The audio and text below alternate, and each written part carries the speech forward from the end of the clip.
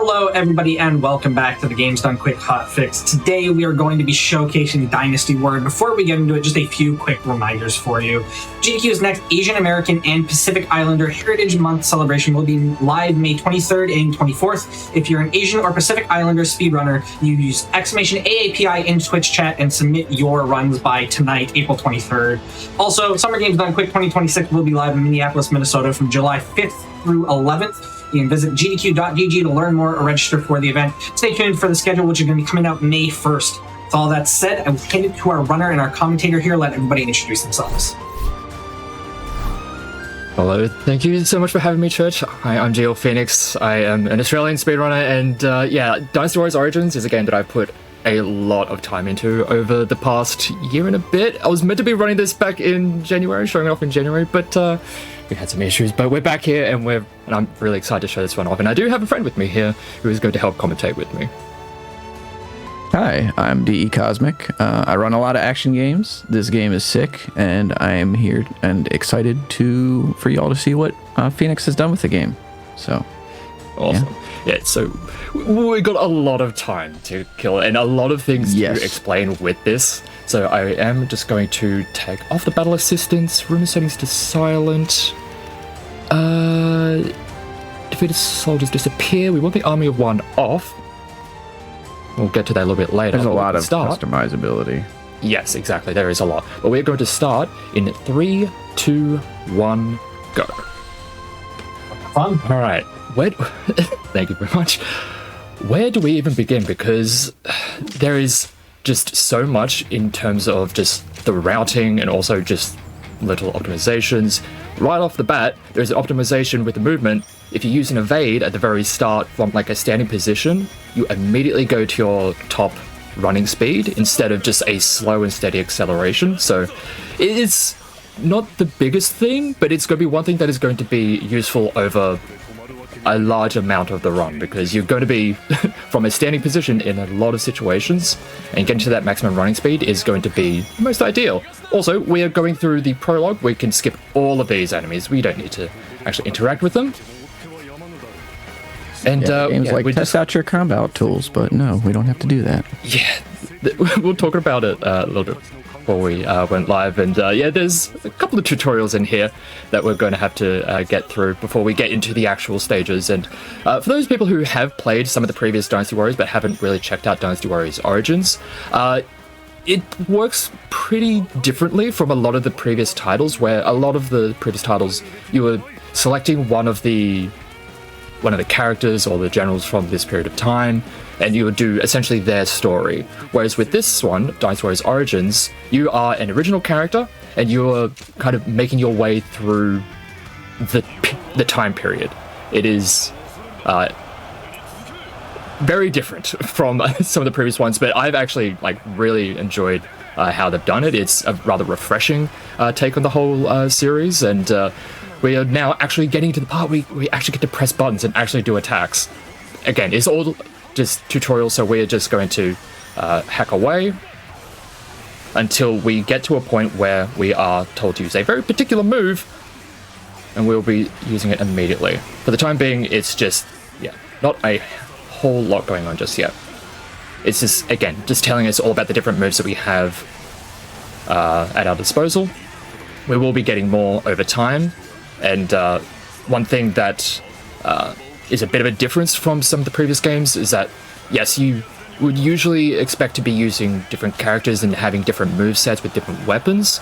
It works differently in this game because instead of being all the different characters, you are just one, but you will, over time, unlock different weapons for you to use, and they all have their unique mechanics, combat systems, and there's actually a fairly deep combat system in this game, not just the usual, alright, you just mash away and you just start clearing out waves upon waves of enemies.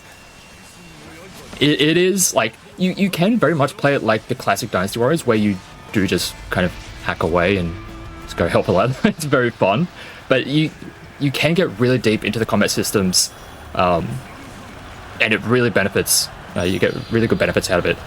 After that little bit of a cutscene, we get given control of our bearded friend over here.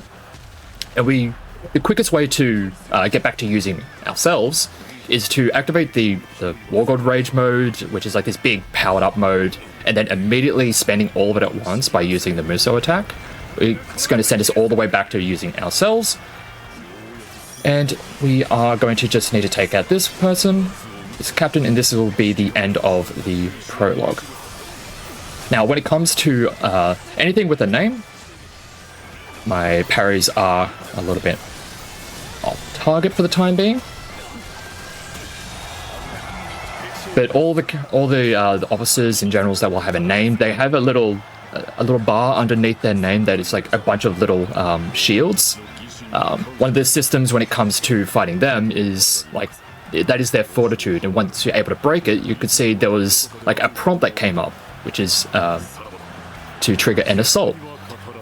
If they're at high enough health, it would just be a big flurry of attacks and you do a nice amount of damage. But if they're low enough, if they're at a specific health threshold, it turns into an execute. There is some times where we don't want to be using that because the animation for doing that execute is longer than just hitting them normally, but it is going to be something that we will end up using quite a bit over the run, because that is, as we get later into the game and like we kind of get outscaled for damage, that is going to be the best way for us to do damage to some of the later game enemies. But that is the prologue done, and this is like an intro credits that we actually can't skip through, so we just get to sit here for a little bit. In fairness, it is a really cool intro movie. It is very cool. We get to see some of the characters that we'll be interacting with over the course of this run, and yeah, I guess one thing to note is that this is going to be going through the Wu route. I eventually went back and routed some of the other story paths, because the way the Three Kingdoms works, everyone is all together combining against a common enemy for the first 2 chapters, and then everything just goes all over the place. We'll be going with the Wu route because it ended up being faster. I routed the other 2. They were not nearly as fast. They were not nearly as fun. Yeah. And also, in the other 2, you have to fight Lu Bu. You cannot get past him. For Wu, you don't have to fight Lu Bu ever. That's pretty cool. It is definitely one of the nicer aspects of it. That was also one of the reasons why I started with Wu for routing, because I was like, I know that you don't have to fight Lu Bu, let's see how that goes. And turns out, yeah, it ended up being a fair bit faster. I also love that it was like a favorite kingdom of like most people in the server, so that's just kind of where we started, and it just worked out. Yeah, it very, very fortunate that it all works out. Oop. Right, and another aspect of this game is that there is an overworld. So instead of just being all menus and just going from menu to menu and to get into stages, we have a big overworld where we're essentially a kaiju. We are huge. And this is how we're going to go from stage to stage and make our way throughout this game. Very reminiscent of like old RPGs as well for their overworlds. Oh yeah, absolutely. We just... There was at one point where they added like a DLC costume. It added 1 extra dialogue for me to skip through there. It took me a while. It took me a while to actually get comfortable to remember that. Oh wait, there's an extra dialogue for me to skip through. But now we're getting into our other tutorial, whereas the prologue was more of a tutorial about just general fighting against large armies. This is more of a 1v1 tutorial about fighting other officers. And it just shows you all the different mechanics. And that, right, they are going to eventually block. How we're going to deal with that. It is going to be the strong attacks. And one thing to like really keep in mind when trying to speed things up in a game like this is trying to time things with the dialogue, because some actions will or won't happen depending on what specific dialogue has been playing or hasn't been playing, and if you're doing certain moves, you can delay certain dialogues from playing, which can unnecessarily delay things as well. So being cognizant of all of that has definitely helped quite a bit. And one thing we just used there were battle arts, and another system that I'm pretty sure they started in Dynasty Warriors 9 with battle arts. I actually haven't played 9, so as far as I was concerned, it started with this game, but... Yeah, I think it was 9. 9 was not as well received, but it's a system that they brought along for this, and I'm actually pretty happy with it because the battle arts is how we're going to get a lot of the damage over time. So yeah, we have parries, we will have perfect evades over time. We didn't get to see any of the parries in the prologue because I just messed up the timing. Alright, so one way to speed up Zhang Fei is to just slowly walk towards him, and if he's slowly walking back, we slowly walk back. Sometimes there will be moments where Zhang Fei, he will just wander back and forth without actually doing the attack, so that can be a bit of a nuisance. Like this. And now we just have to fight him, just need to get him down to half health. We will want to use one of the assault follow-ups, but we want to wait until a particular dialogue plays. Because if we were to use the assault, this dialogue won't start playing. But as you can see, these assaults do a decent amount of damage.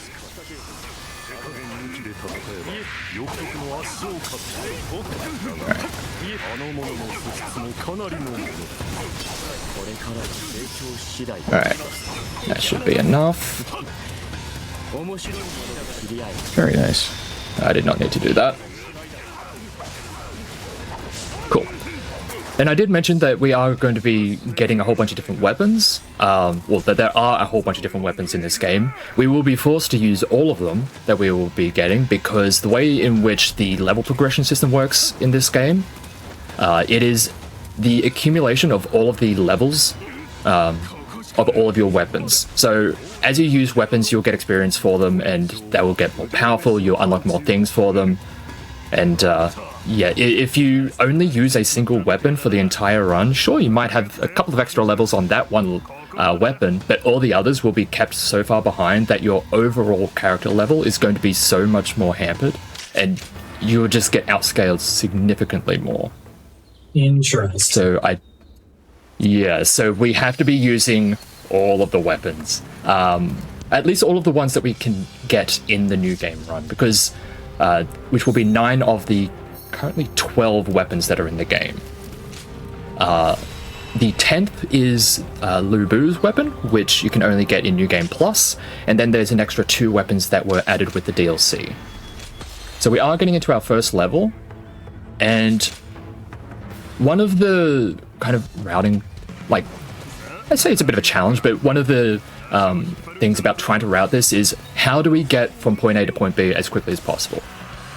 And how do we, like, make it so the goal of the level is available to us as quickly as possible? With this one, you in the minimap on the bottom right, if you can see, it's kind of small on the screen, but the enemy main base is currently closed. We do not have the ability to open it just yet, but I found out that if you come to this guy and bring this guy down to just under half health, you don't need to actually take him out fully, just get him down to around half health.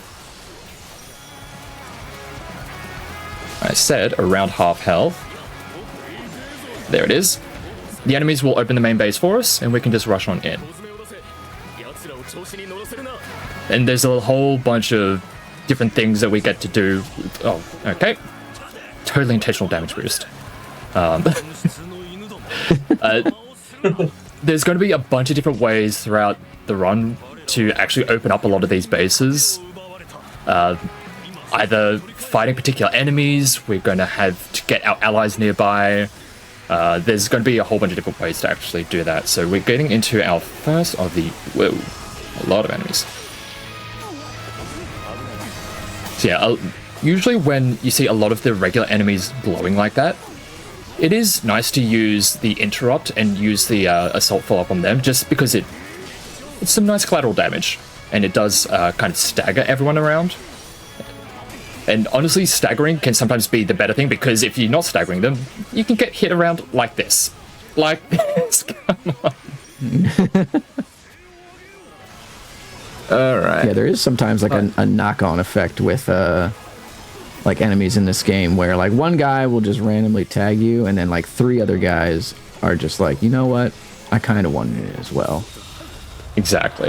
So that's going to be the first level, and even though the stage is over, I still want to be attacking a lot of enemies that are lingering around, because even though the level is functionally over, we are still able to build up weapon proficiency, so level up our weapons.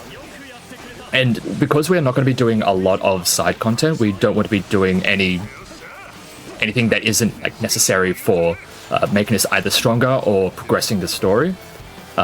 We're going to need to use all of these like post-fight states to get as much experience as we possibly can, because otherwise we will be severely behind.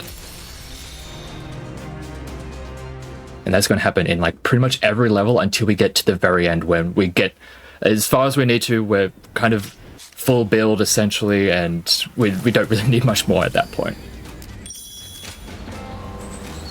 Alright, so that was the first stage down. There's still a lot to go. At least we're out of the tutorials, though. Yes, we are out of the tutorial. Well, there's still like some railroading a little bit for the first. That's true, yeah. Here.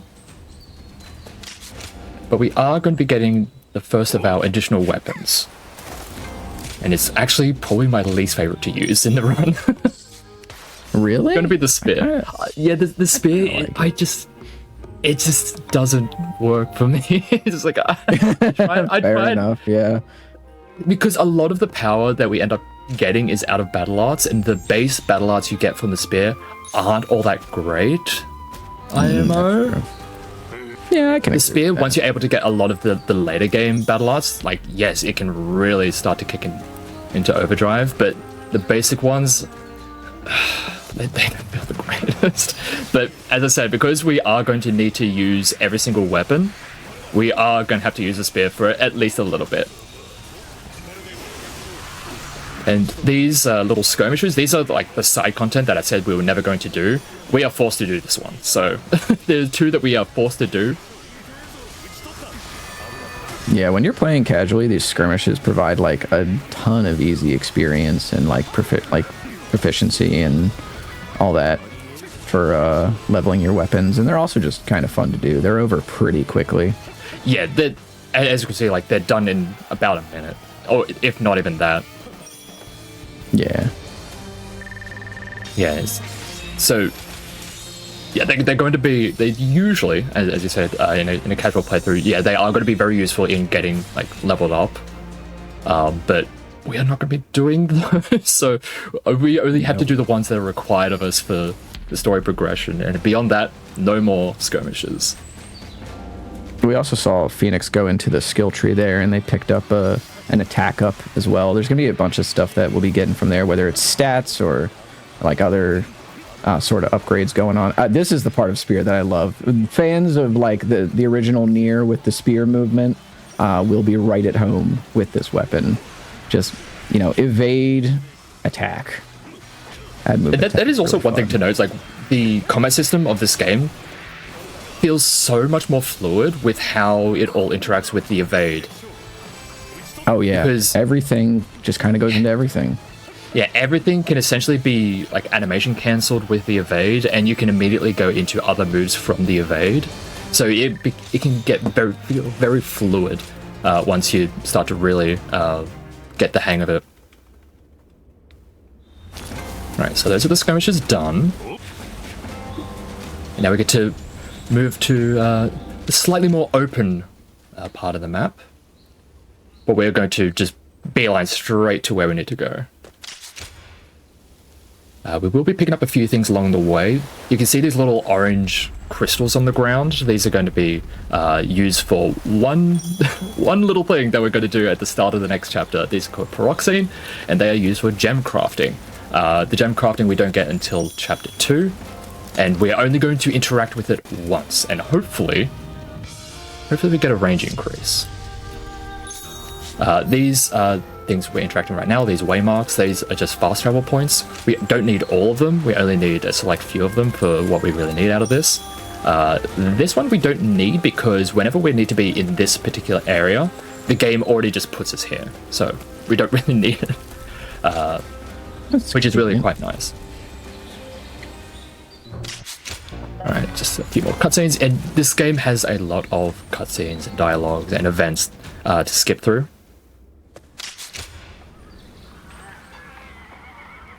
Yeah, there's a lot of like trade route discussion that goes on during this game.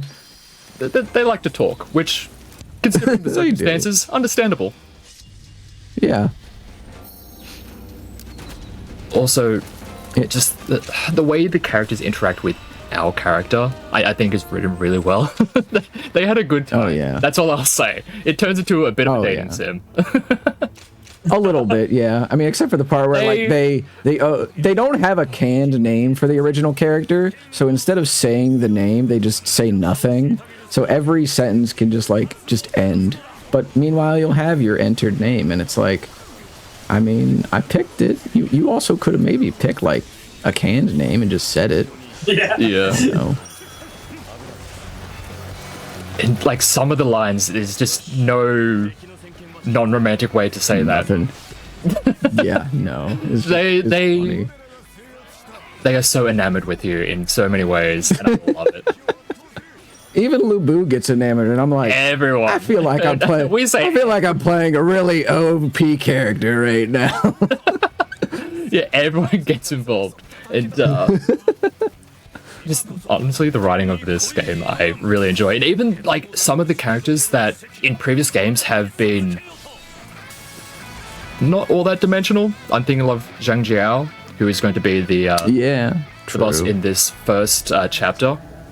They really did that guy. They fall head over heels. Yeah. Mm-hmm. Like, previously he was a very camp, very goofy kind of character, kind of one-dimensional, but they make him so much more sympathetic in this game, and I was like, oh my god, I actually like this character now. And they went even more when it came to the DLC, because there was DLC that came out earlier this year, which were some individual like what-if stories for particular characters, and I really enjoyed all of them. The writing was very good, and yes, they really do get very enamored with you.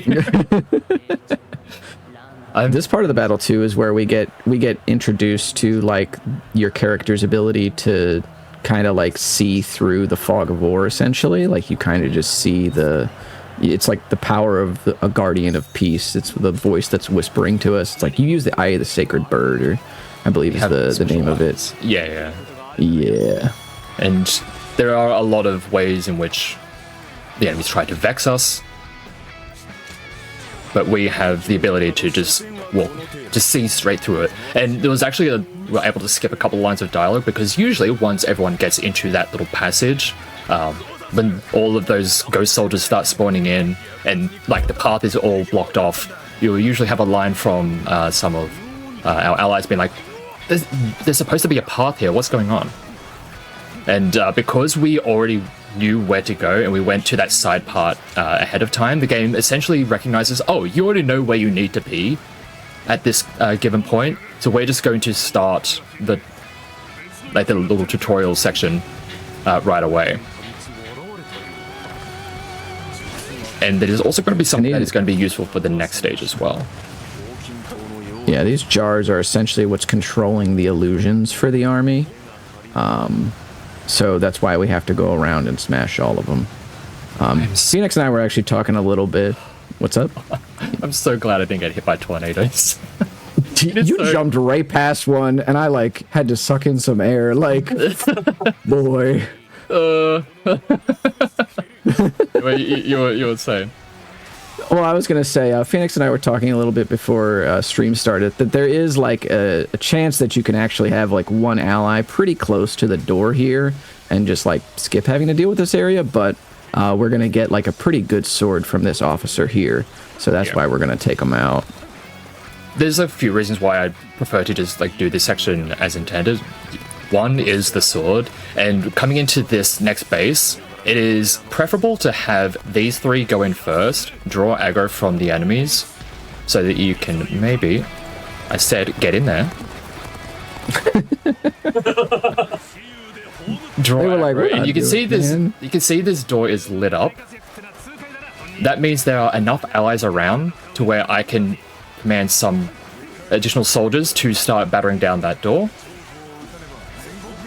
And if we don't have any allies nearby, it will just be, you just can't open it. The game will be like, no, you do not have enough allies around to be able to open this gate. This animation is usually something that I'll try and skip. That little reeling animation from attacking them, that happens at like every level. The commander will stop this.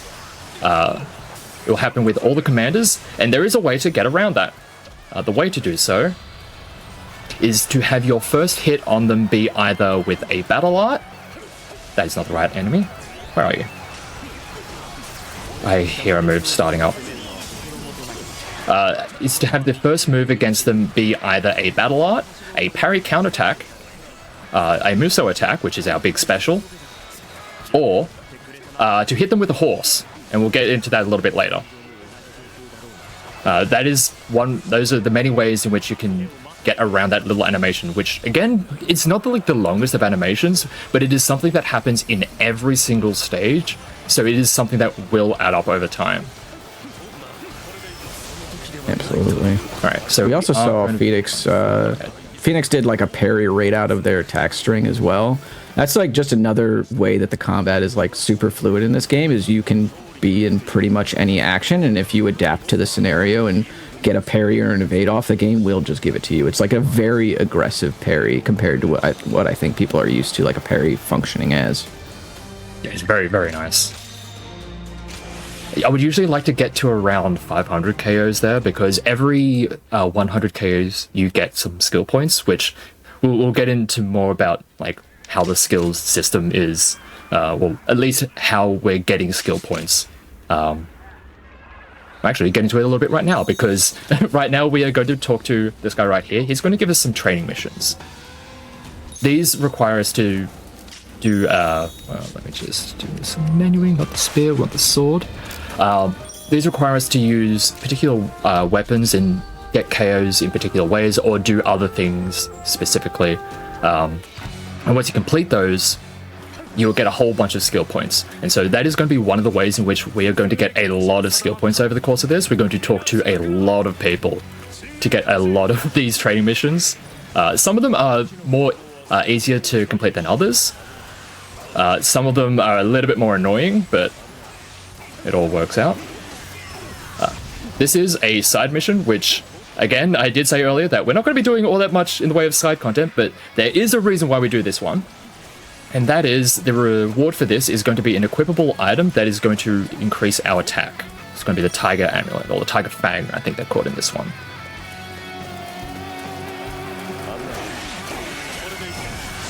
At the same time, I'm trying to do specific moves to try and complete those trainings. So the ones that we got require us to get 100 KOs with strong attacks with the sword. Another was to get 100 KOs using battle arts with the sword. And another is to interrupt a move. Where are they? There they are. That. To interrupt the move with the battle art. So we just need to get the KOs with the battle arts, but we can do that as we take care of this. Again, look at the damage from that sword coming out too. Just Yeah, the +5 is total nice. massacre. Yeah. And we will be getting increasingly more powerful weapons as we go on.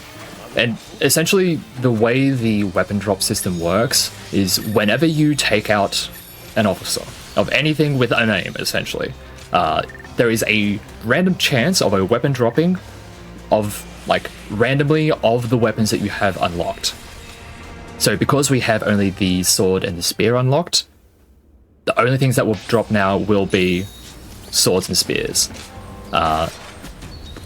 I hope later on in the run that we're not only getting spears, because that's how it was in my practice runs earlier this week. Unfortunate.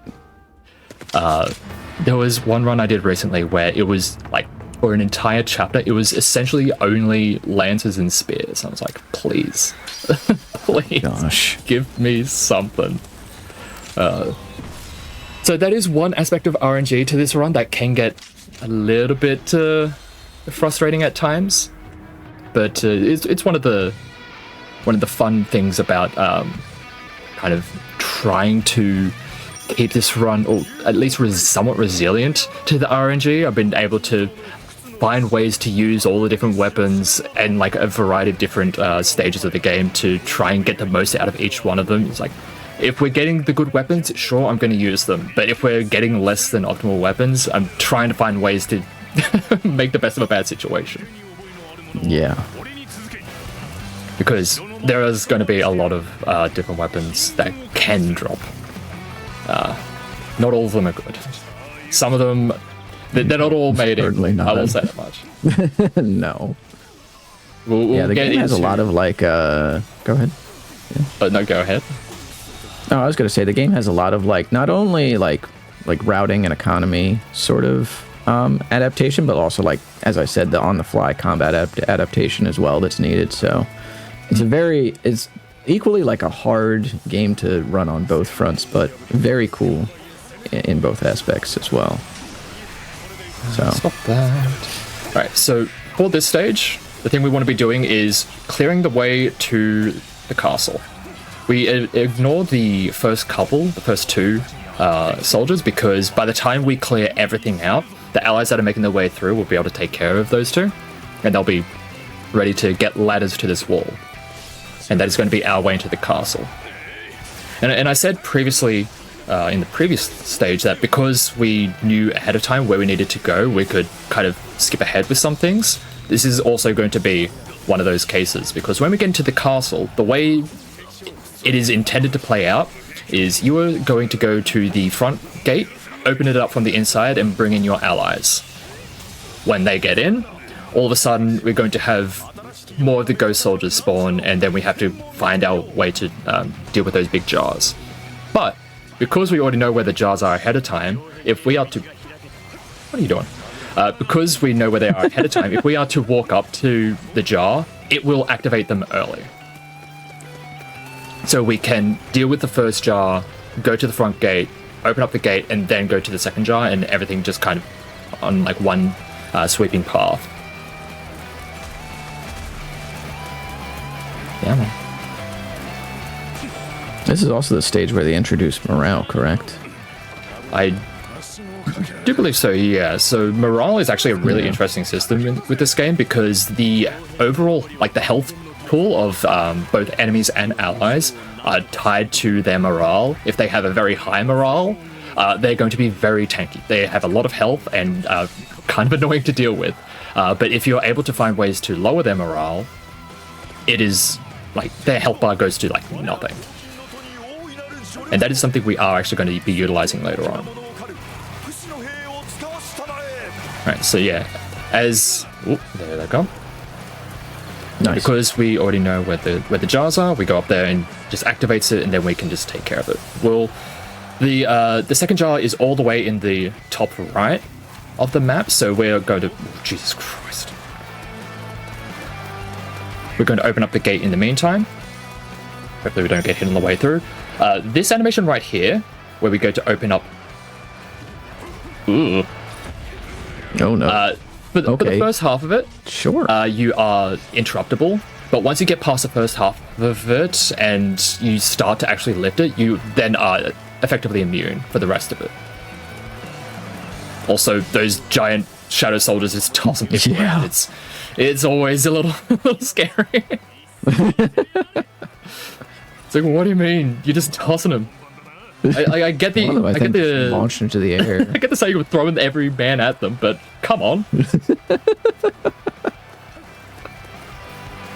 It was a little bit literal. Right, so now that we've taken care of these two, Sun Jian, who is the leader of the force at the front, is going to make a beeline right up the center. So we're going to be Make our way to this gate. And like the reason why we did all of this is because we can't actually open this gate ourselves. I will show you. It is going to say you do not have the allies required. You do not have enough allies for this tactic. And unfortunately, we can't really rely on our friends that we were with at the start, Liu Bei's forces, because their goal is to actually go to the front gate and open it for Sunjiang. So we just skip all of the usual stuff, so we just make it as quickly as possible. And this is a good enemy for demonstrating the execute ranges. We'll see if we can get a good demonstration of it.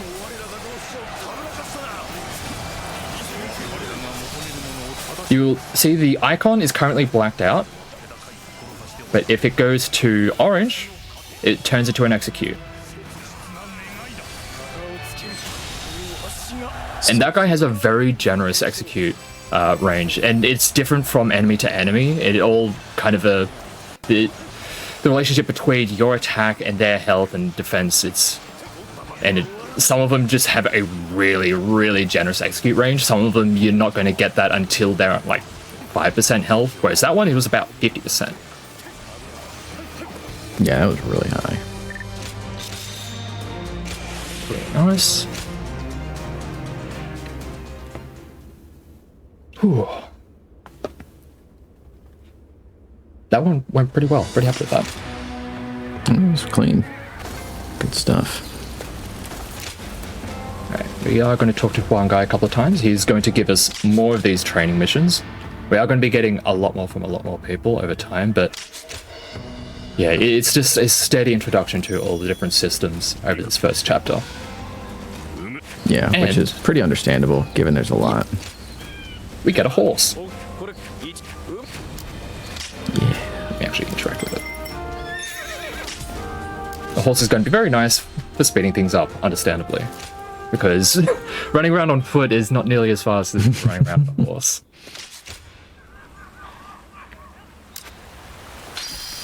Alright, this next stage can be a little wild because we are just going to run directly into a large enemy force and just throw hands. Oh, I love this strat, dude. This strat is so good. It's you just go right at the middle. It's we don't care.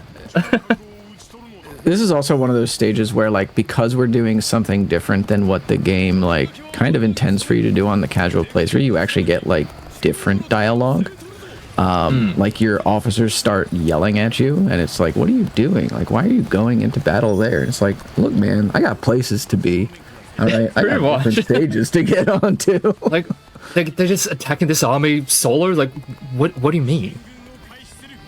I think even the officer that, like, you're fighting is just like charging in alone, huh? And it's like, yeah, and you're still not long for this world. Pretty much. We aren't going to go directly for the main commander. We are going to fight this guy right here, specifically because he is going to give us the next of our weapons. Oh my god. And also, we can actually get some of those trainings done at the same time.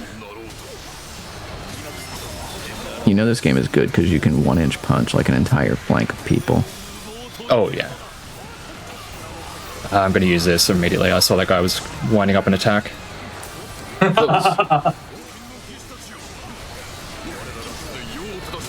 Yeah, being able to recognize when and where attacks are coming from is pretty nice. It's very helpful. Yeah, in quite. Fights like this where there is a lot going on. Let me get back on the horse, thank you.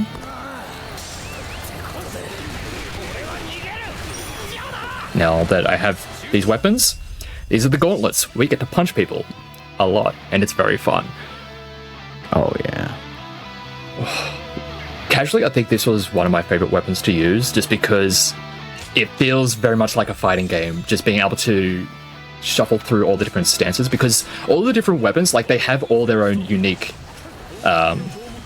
mechanics, and with the gauntlets, it is being able to have your strong attack go into different stances, and you have different attacks off each of the stances, and what stance you go into is dependent on what button or what action you're doing before you, or as you're pressing the button. Yeah, these weapons are like, I want to say they were even just like straight up my favorite. There's such an incredible flow state to the gauntlets that, once you understand what branches into what, it's like, dude, it's so over. It's so fun. Alright, I think that's enough. There it is. So we just needed to wait until we did enough damage, but also needed to do it quick enough so that we weren't going to get bogged down with a whole bunch of extra dialogue. And now we're just waiting for the rest of it to play out, and in this time I'm just going to be trying to get as many KOs as possible. And this is right here is a good example of how morale can make things so nice. Yeah. Take down morale, they are all so much weaker.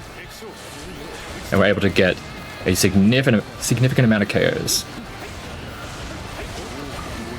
It's also interesting too, because like, oh yeah, that's awesome. That's so fun. Oh yeah, and then the dragon kick. Oh, that's so yeah. This is one of the things you unlock from getting a high proficiency is like new stances, and this is one from an evade, and you can just. It's very funny, very fun. Yeah, the morale here too, we saw like it went pretty low when Phoenix was engaging with that first officer, but once they took out like one or two people, it started like swinging the other way. And it's also because like there's stuff that's happening on the rest of the map that we can't control. And so like in skipping like a lot of scripted events, we do like play a little bit risky, but it ends up paying off just because of how many scripted events we actually get to skip. Yeah, for sure. We don't need to get everything on these skill pages. Like, there is a lot that we could be getting, and we will get. There will be moments where we'll have a lot of excess skills, but we don't really want to be spending them on things that aren't going to be the most useful for us. It's like, we want damage, we want to get to our damage, we want to get to the good, like, functionality-based stuff, so we're eventually going to have, like, perfect evades, we're going to eventually get an extra accessory slot, and things like that, and, like, outside of attack upgrades, those are the main things that we're wanting to get. Alright, we get those trainings from Dongchuo. Like, we had to talk to him the first time just to, like, have that bond interaction. And then right after, he gives us the trainings. And his trainings are very easy to do. You're going to just, like, accidentally get them done over the course of this. So it's not like we have to play in a very particular way. No, that's just going to happen naturally, which is really, really nice.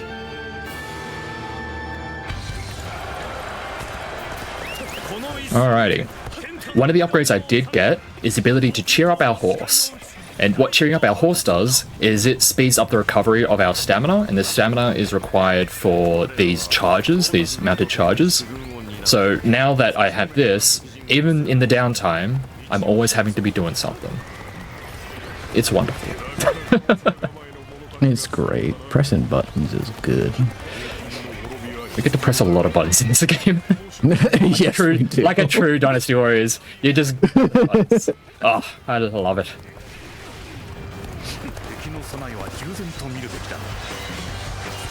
Alright. When I was practicing last night, I got interrupted at that gate.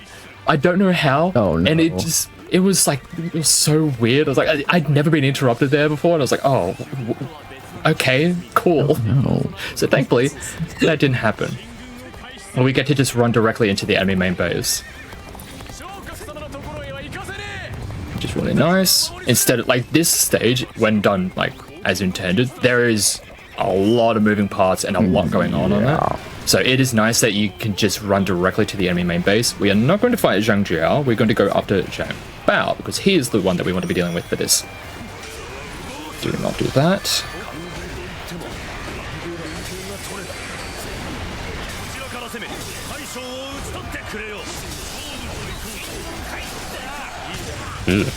Alright.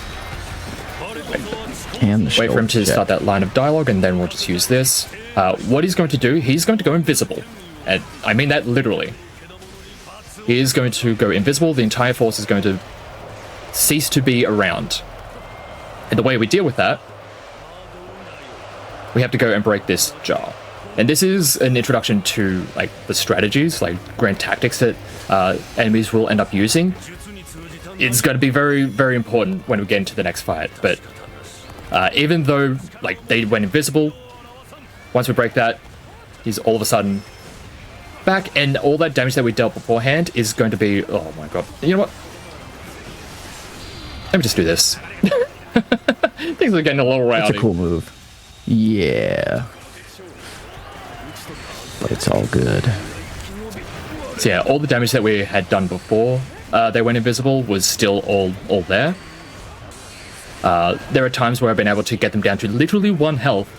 And then when they get back, I just jump in from my horse and just slam the ground and he explodes, and like we don't have to do any fighting whatsoever. It's a great dynamic entry kind of situation. It's really cool. But now, like, it says it's the final battle, but now for the final battle against the Yellow Turbans. And this is Final. like when I first got to this casually, I was like, oh, this game has the sauce. Oh yeah. Oh yeah. But I am going to use a lot of this, like, this is a multi-phase fight. I'm going to use this first phase to explain something that's going to happen in the second phase, because it is very important. And like I was telling Cosmic before, of all the things that can go right or wrong in this run, I want the thing in the second phase to go according to plan. When we get into the second phase, there is one of those tactics. He will start up called Thunderous Tempest. It is an absolute pain to deal with, because once he's kind of activated and started it up, he is functionally immune. We can't do anything to him, we can't damage him, we can't crowd control him, we can't do anything. And the way to get him out of that is to break the tactic, and to do that, you need to defeat 300 enemies. That's a lot. I don't want to do that. There is a very particular way that we can actually avoid doing that. We'll get to that in a little bit. And what that's going to require is for me to have Zhang Jiao's fortitude at a very particular point by the time we get into the second phase. And the fortitude is those little shields above his health bar, or under his name on the actual character model. Those little orange health bars. We need to get him to specifically 3.5 as we get into the kind of a tutorialization of our War God Rage mode. So yeah, we wait for this line of dialogue. Confess I'm a little disappointed. This is going to prompt us to use this. So at this point, we are activated into our big kaboom stance mode. Where are you? What are you doing? We want to get him down to... Where are you? 3.5. 3.5, and then we're going to use the Muso. This is going to get us out of this phase, out of this mode and into the next phase. We wanted to get him to 3.5 because the Muso is going to do exactly 3 bars, and it's going to leave him at just a half. So coming into this next phase, there's a little grace period in between when it starts and then when the Tempest is going to start. It's going to be after a cutscene. But what we want to do is wait for a particular line of dialogue and then start... Oh, please don't say you went too far back. I think you went too far back. Of course! Oh no. Okay, so he went too far back, so he ended up dodging it. But Unlucky. one thing we can do... Withdraw. Essentially... Oh yeah. Well, this has like a rewind feature on it. Yeah, there's like a rewind feature. Go back to that checkpoint and hopefully still just I forgot about that. Yeah.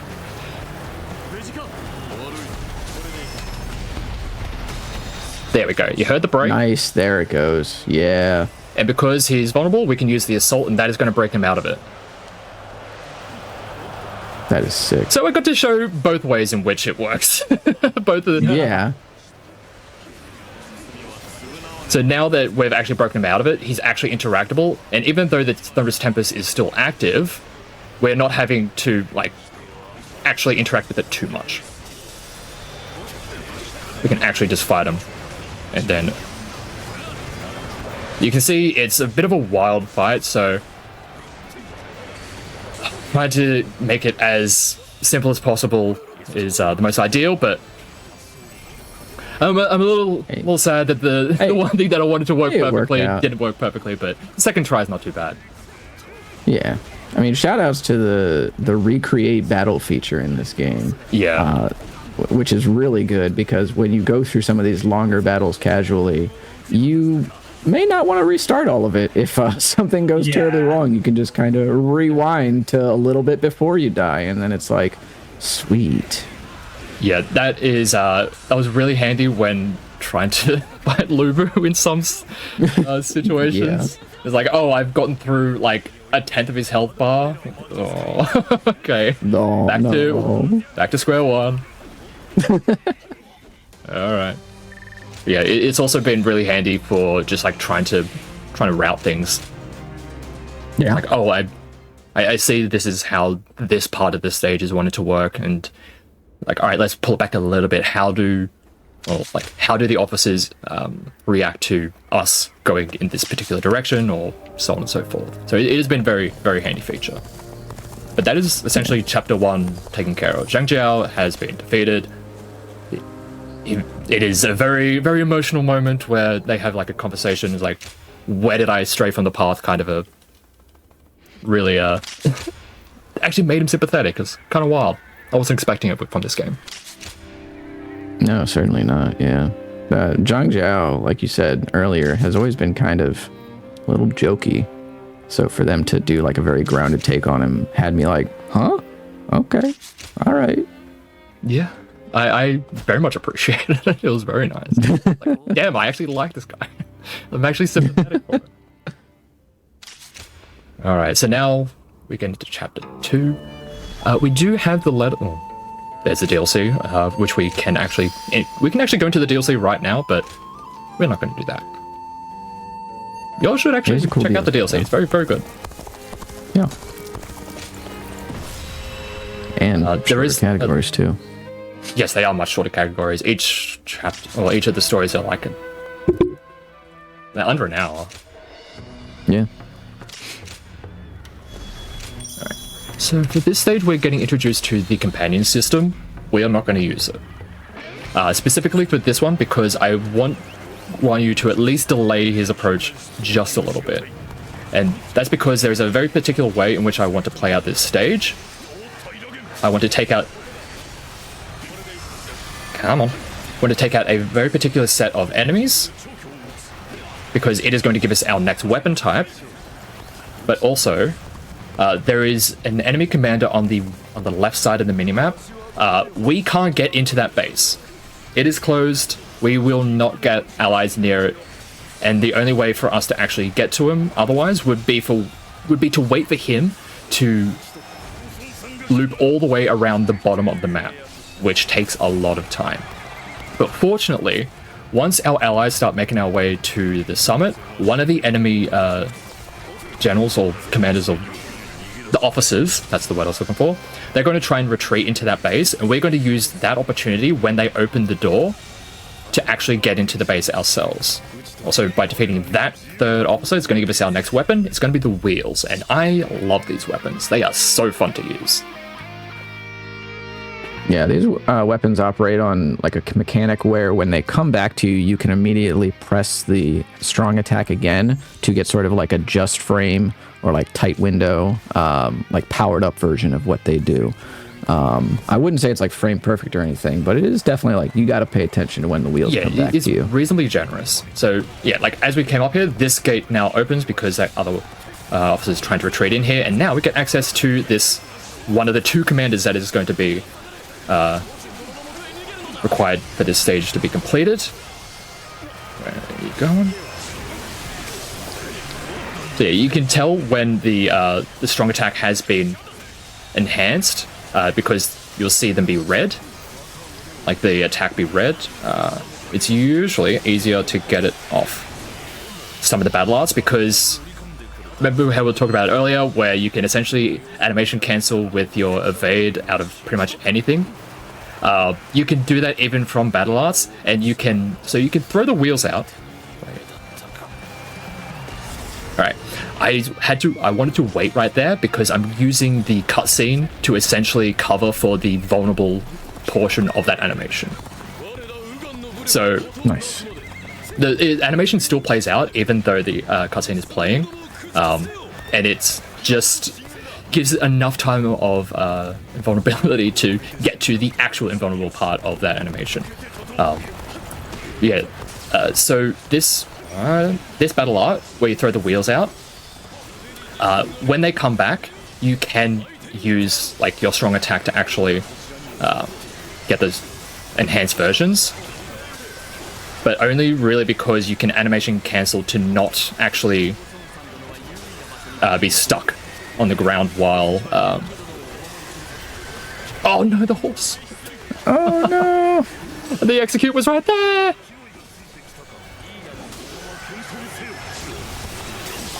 Alright. It's fine. Fortunately, the wheels do a ton of damage, especially when you get a lot of strong attack enhancements, so this guy gets shredded anyway. Yeah, he also has like a rather generous execute range as well. And Yeah. like the wheels has so much good AoE, so it very easily builds up a lot of bravery. And like bravery is like pivotal to a lot of the damage because a lot of the battle arts are going to be how a lot of the weapons kind of fit together. Like, Yeah, and some of them have very like cool. varying costs. Yeah, some of them have like varying costs. So like you want some low battle arts like to be able to like balance out your higher battle arts. At least that's how, like kind of how I built when I was playing casually. So pretty neat system. yeah, and we are going to get more like bravery points over time, and we'll get that just from leveling up. And yeah, once we get later into the game, we're able to throw out a lot of these battle arts a little bit more liberally, and you can see why some of them are just why some weapons end up being a little bit better for the speedrun than others, because the battle arts tend to be a bit better on some compared to others, especially just from the base kit. You have the ability to unlock quite a lot of battle arts throughout this game. There's a lot of them. But from like a new game situation, you're not going to be able to get to all of them. Some of them are either tied to various characters and like getting their max bond, which we do not have the time for in a speedrun. There's not nearly enough time to be able to romance all these people to get some of those really good battle arts, and the ones that you can buy are often very expensive. Sounds like it's time for Hundo. Yeah, I'm sure. I think we've got time to just extend this to a hundo. I've looked at like some of the like the trophies, because I'm playing this on PS5. Some of the trophies, I was like, oh, some of those are just diabolical amounts. Yeah, they're nasty.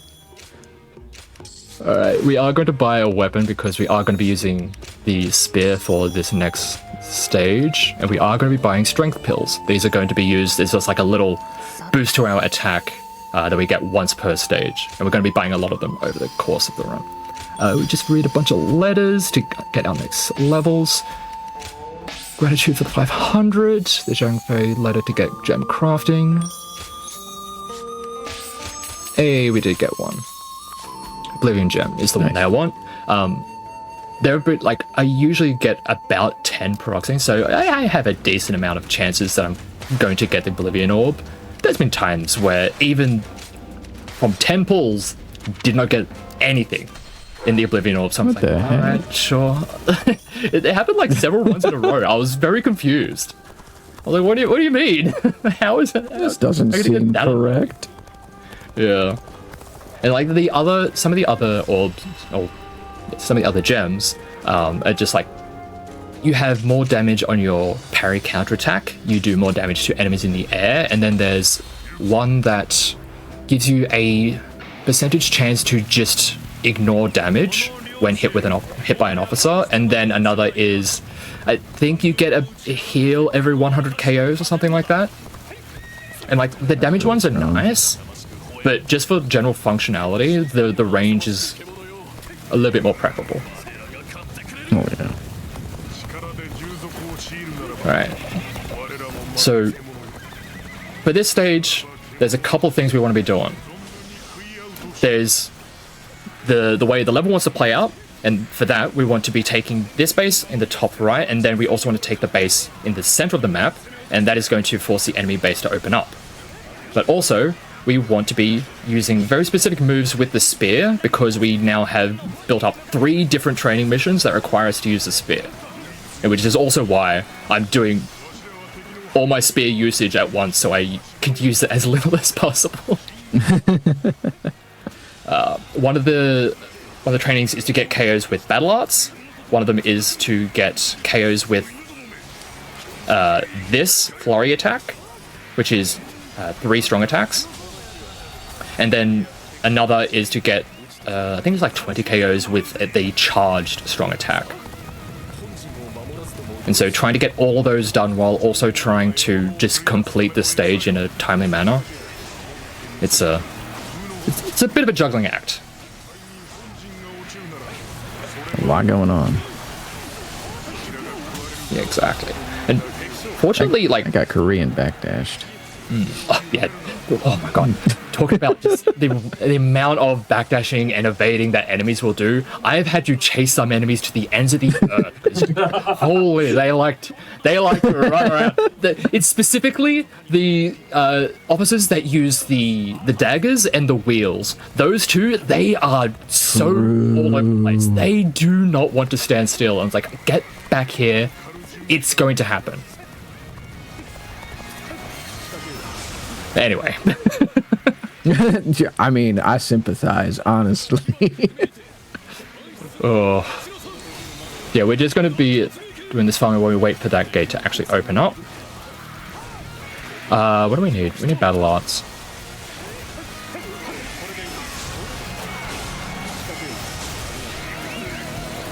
Cool. That gate is now open. As I said earlier, one of the best things to do is just hit him with a horse. You can see it would pop up in the middle, which means that they are now activated and they're not going to be... It means they're not going to have that little bit of a reeling animation. Alright. One thing that is also nice about... Ooh, where are we going? Rage. Going into Rage here, it refills our entire Bravery bar. And also, another thing it does is that while you are in this Rage mode, all of your battle arts are free, but they do just cost time on the Rage mode, which we're going to make great use of later on. Alright, this should finish him off.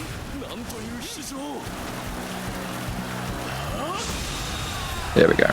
If he got back up from that, I was going to be impressed. So I would have been very surprised if they survived. And that should be the last we'll see of the spear for this run. Thankfully. I was like, I know you enjoy the spear, Cosmic, but yeah, it's fun, but especially when you get some of the more high-powered battle arts. But like this, it's because the other one you have, it's a parry, so it's if you want to be playing very proactively, a parry is not really what you want to be using. No, definitely not. I mean, I say I like the spear, but also like anytime I'd get like a gauntlet that was more powerful, I'm like, oh yeah, new best friend right here, or like the wheels ended with spear. with spear. Yeah, I think the wheels and the gauntlets are one of my most used weapons during my playthrough. And like when I did runs, I was always looking forward to like the part where we got the gauntlets. And that was just, man, I can't explain enough how much I like them. Back to you. Like we play fighting games, so it just tickles that itch. Yeah, those gauntlets and the wheels look like the most fun weapons ever. Yeah, they're especially awesome. feel so much better once you get used to the whole evade, like animation canceling, because like as we've been kind of going on about, it feels so much more fluid once you incorporate the evades.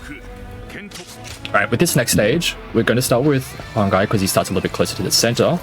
And there's supposed to be a little kind of a cutaway that's going to keep us in place for like a second or two, but we can skip it by getting on our horse and boosting at that one specific spot. It completely avoids the entire interaction. Because they're supposed to like do a cutaway where it's like, oh, there's an ambush right outside your main base. Like, okay. we got places to be. We got places to be.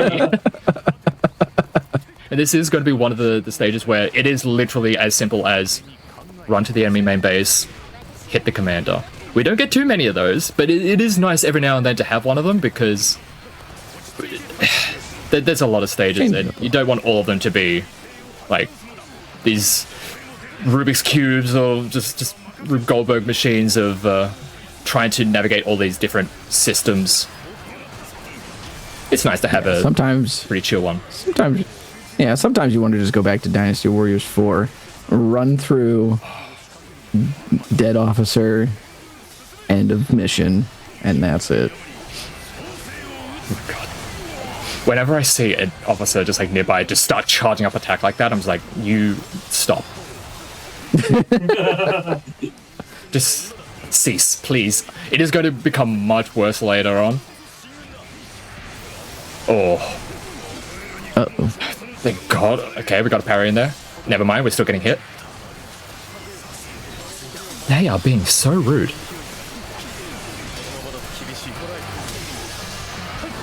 Again, really seeing the power of the AoE on these wheels too, because they're really keeping a lot of enemies at bay as Phoenix is just wailing on this officer. Except for that guy, of course. Yeah, that guy, he was... that guy threaded the needle. That guy was absolutely committed. Alright, we'll do a little bit of farming at the end here. It's so cool. It just looks so cool when you just do the evade chains. It just feels nice. It's very satisfying as well. Alright, we are going to be having like a decent kind of surplus of skill points, but we don't need anything more from these first two pages. We're going to be getting more pages as we get stronger and we level up a little bit more. There's a very specific set of skill nodes that I do want to be picking up, and we usually have enough for everything that we want. And even if we sometimes are a little bit behind in some regards to skill points, it's only like one extra stage that we're behind. It's never usually too bad. You can always recoup that in like another stage. Alright, so we've got a whole bunch of extra trainings. We're going to go all the way back up. And like, even though we are going to be down in the south like a bit, because we're going to be going through Wu's route, we never really need to use that fast travel point because we're always going to be there. The game just puts us there just constantly, so it's really nice. There's only one extra fast travel point that we need, and it's like not really the one you would expect. It's none of the ones that are down the south. Alright. I was picking up a couple of these coins that like these little shiny marks on the ground just to get some money. That's it. The amount of time investment to get more coins is not really worth the reward for the speedrun. It's like none of them are like helping out with offenses. It's like mostly defensive stuff. So yeah. I don't really need any more of the coins. Unfortunate, but you know, hard truths, I guess. Yeah. Alright, so let's, before we get into this next stage, we're going to duck in here and refill on strength pills. We're going to be buying a lot of them over the run, because we're essentially just going to be using one every stage.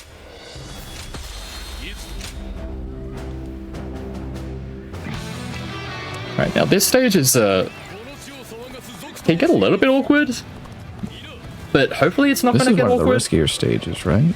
Yeah, there is a chance if you get delayed in this first base, that our allies can just die and we will lose the level completely. But that hasn't happened in ages. So surely you'll be fine. I gotta tap the desk now, man. Yeah.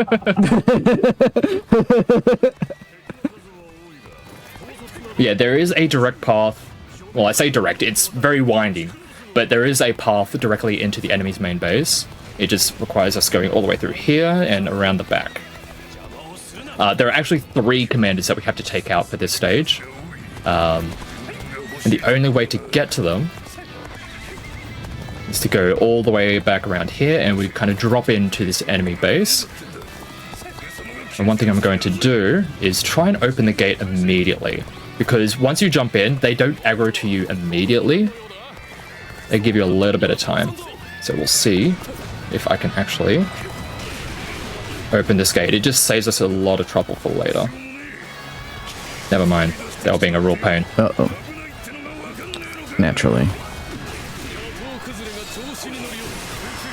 Yeah, you should be fine. So we just have to take care of this guy.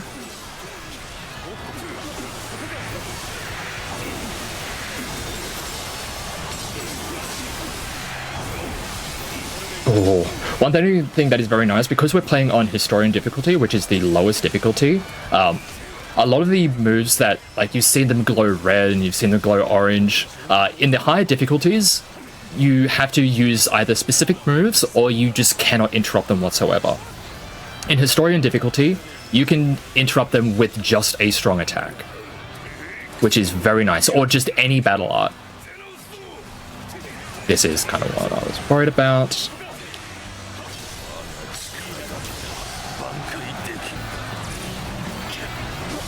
Okay. Let me just take care of you. Usually, a very easy way to kind of create a bit of space for yourself is to just take out an officer, because a lot of the soldiers will be kind of tied to those officers.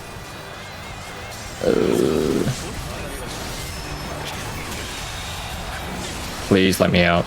Please let me out. And now the archers have come out. You know what? Let me just take course. space and see if I can. I'm just going to use this just to try and speed things up. Yeah.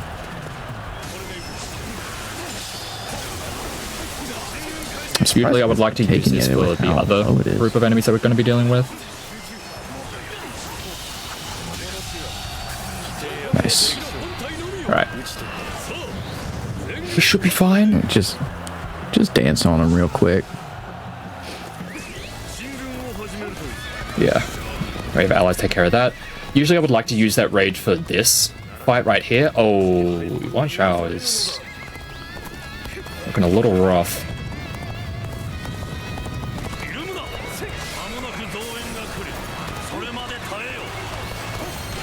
Alright, so I want to take care of Hansian first, because he is the one that is in charge of this large force. And by taking care of him, it is going to tank the morale of everyone around us. I need to just not worry too much about trying to be super optimal. I just need to get through this.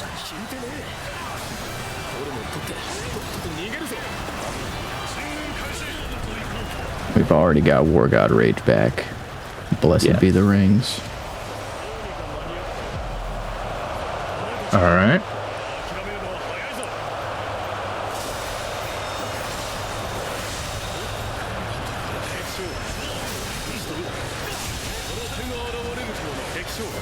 There's so much happening at once. It's just carnage. Alright, so we should be fine here.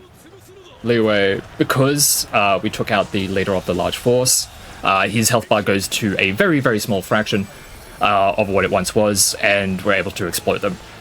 That level got much, well, a little bit scarier than what I was hoping for, but we got there.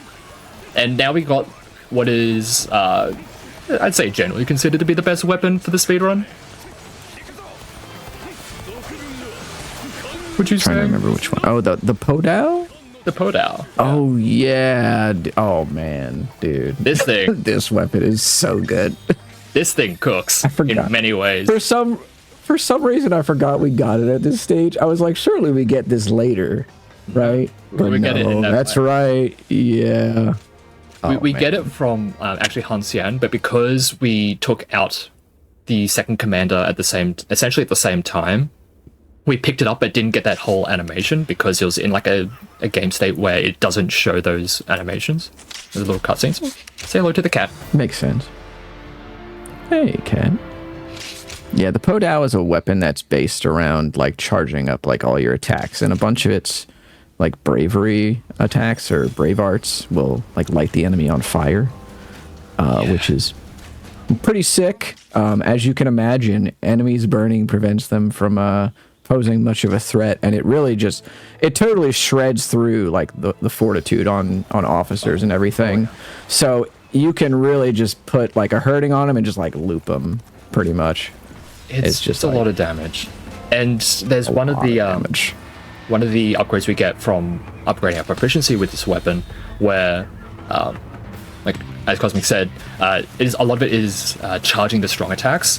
One of the upgrades we can get is that we can evade while we are charging those attacks, and when you hit something while charging those attacks, it immediately goes to the next level of power. So you get a lot of damage really quickly, and that right there, the Sea of Flames, we're going to see a lot of flames. Yeah, Sea of Flames is the move right there. Good parry. Not a cheap move, but cheap enough. On the bravery arts cost, yeah, like boom. And you can see it right here too, even just now, like with this base sword here. It's just the enemy shields are just not there. Yeah, like one thing with weapons is that with a lot of weapons, enemies just end up blocking a lot of the attacks, but they are just not blocking when they're on fire, which, you know, makes a lot of sense. So we end up getting a lot of damage down. Also, this, we didn't really talk about it, but this level is an escort mission. But we're going to go ahead and try and just clear the path as quickly as we can. So in this little village, there's going to be 3 assassins. There's one there, one there. We're just going to activate them and try and drag them all over to this 3rd location.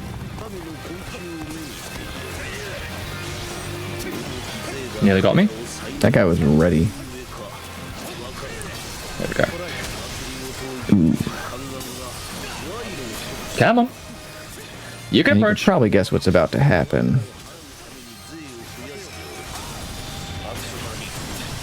Sea of Flames, baby. They're not close enough. Uh-oh. I was trying to get all 3 of them in once. Yeah, there we go. Good enough. And also you notice too that while this officer was in the parry animation, the damage was still ticking on them from the Sea of Flames. So they were still getting shredded during that as well, while they were locked in place. Yeah, let's use that. Why not? That worked out quite nicely. It is really cool how in this game there's like the very mechanically intensive weapons we talked about, like the wheels and the gauntlets, but this weapon that's like, you know, relatively simple by comparison is like just as fun in how effective it is. And there's like, even for like some of the simplicity of it, it is still like, there is still some depth to it. Like we'll see. Oh yeah, absolutely. Where is it? It's so close to proficiency upgrade. So now I'm going to charge up these hits and they're just going to do big damage. Come on.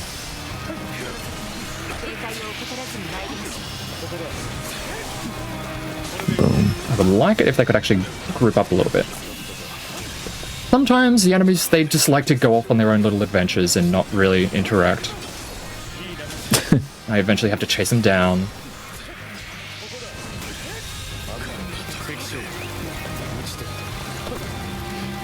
Honestly, that is probably the cleanest I've been able to jump down from that ledge on a horse. For some reason, it really doesn't like trying to jump off that ledge on a horse.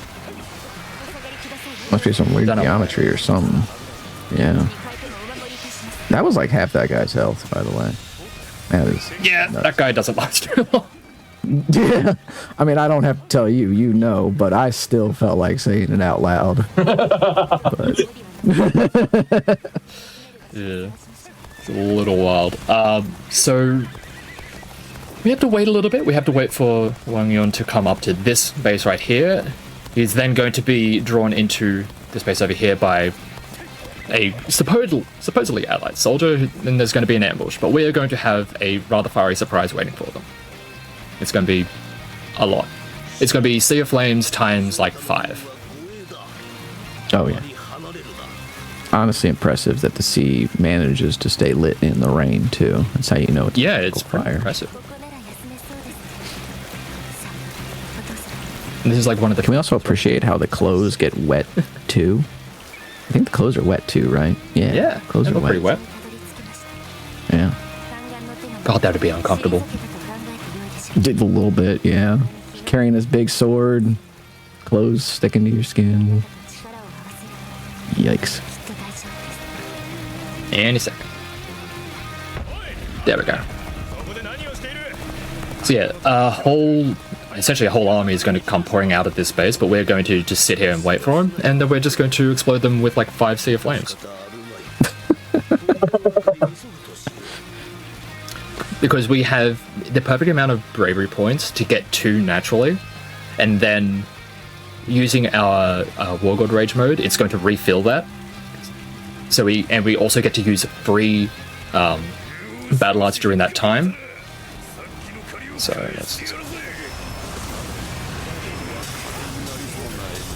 we're going to pop this, and they are all still burning during this animation. Yep. Can even see the health bars ticking down. And like Phoenix was saying, just probably the best weapon right here. Gonna be a lot of Sea of Flames. Shredding that fortitude as well. It shreds through literally just everything. Yeah. And bonk. And that's all we need to do. We just need to take out those 3 commanders, and we can move on. Despite being a melee weapon, it's also a ranged one. It does everything. Yep. I was really excited at how like cool this weapon was because Jahu Dune is like one of my favorites to play. So yeah, he's dope. Honestly, when I first played the game, this weapon felt rather clunky. I didn't really get it at the time. It took a while for me to kind of understand what on earth was going on with it. And that actually is the same for a lot of the weapons in this. It took me a little bit to get used to how all of the systems interact with one another, and like especially the weapon specific mechanics. But once I got used to them, they became so much more fun. Holy. Oh yeah. Get to do some ridiculous things with them.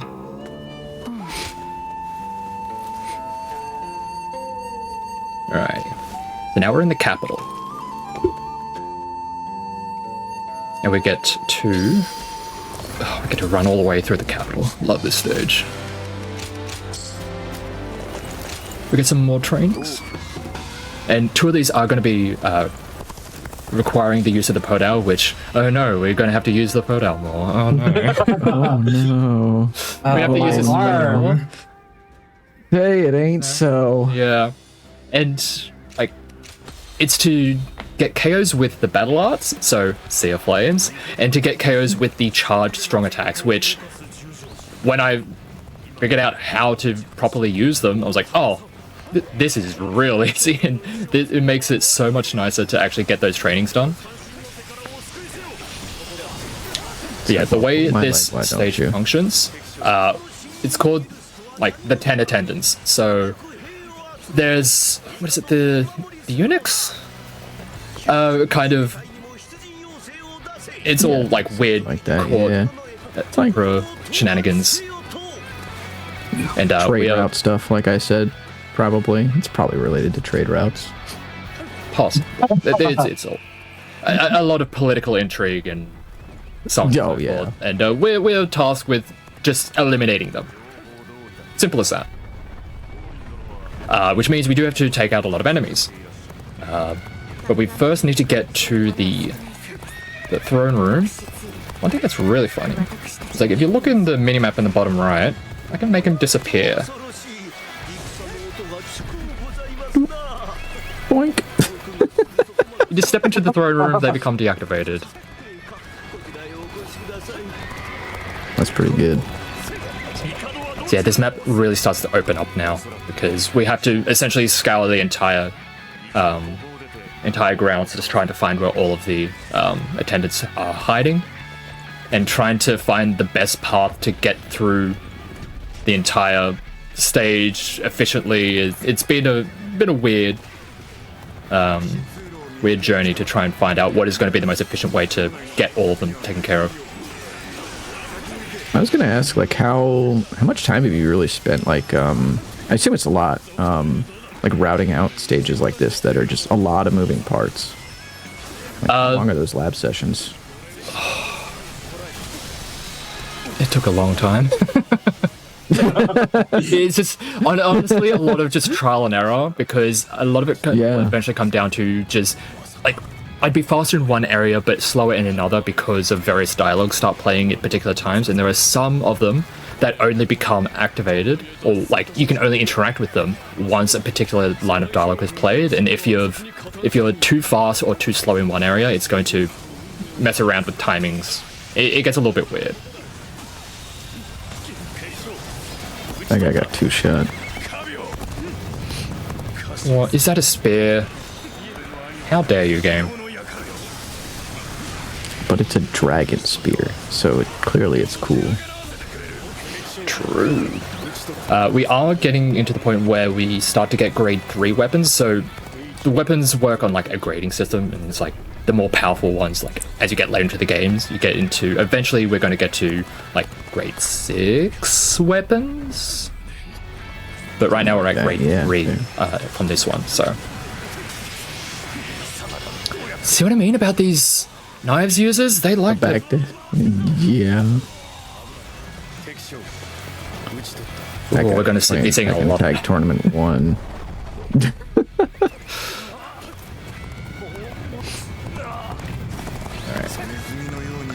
So yeah, one of the attendants down here, one of them is literally hiding in the prisons, and will only become activated once they say, "Wait, don't shoot! I'm not one of them." It's like, no, you're one of them.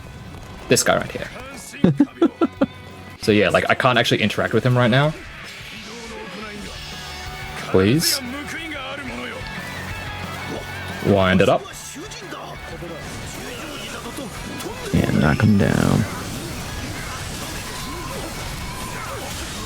There we go. Then there's this one over here where, given enough time and enough dialogue, they will become incredibly demoralized and have a very, very a much shortened health bar, but because there's all this dialogue going on with the other side of the map, we're not really going to be getting that. Which, never mind, we get the execute right there. We'll take it. Not sure I like that execution as much as like the sword or something, but I was not supposed to be on my horse. One, because circle is the button to cheer up my horse, but I was knocked off my horse, and that is also the button for our attack. Oh no. It is very funny when that happens. Alright, there's one up here, and we're going to then catch up with Cao Cao, who is all the way on the left side of the map.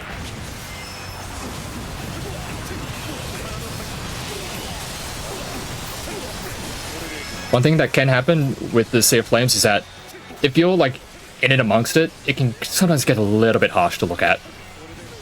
A little bit, yeah. It is just kind of like in your face. It's just fire upon fire. Alright, there's that one taken care of. And then we have enough time to chase down this last one, because Cao Cao is still making his way over. We essentially take out all of them on our own, which is actually one of the special requirements for the Ultimate Warrior challenge. You have to take out all of them, which Ultimate Warrior is a difficulty that is only unlocked in New Game Plus. It is very tough. Everything hurts. And not only does everything hurt, just damage numbers and scaling. As I said earlier, at the higher difficulties, some of the mechanics kind of alter a little bit, where you have to dodge, you have to use the correct moves to interrupt certain things. Yeah, that is doubly so. And also, the higher up in difficulty, the much tighter the timing for parries and perfect evades are.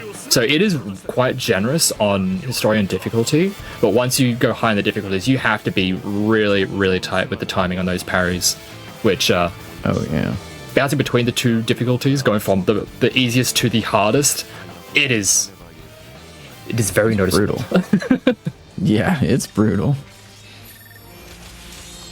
Alright. Quite glad we just decided to play on Historian, because I can't imagine trying to go fast with a parry window that small. It's kind of rough.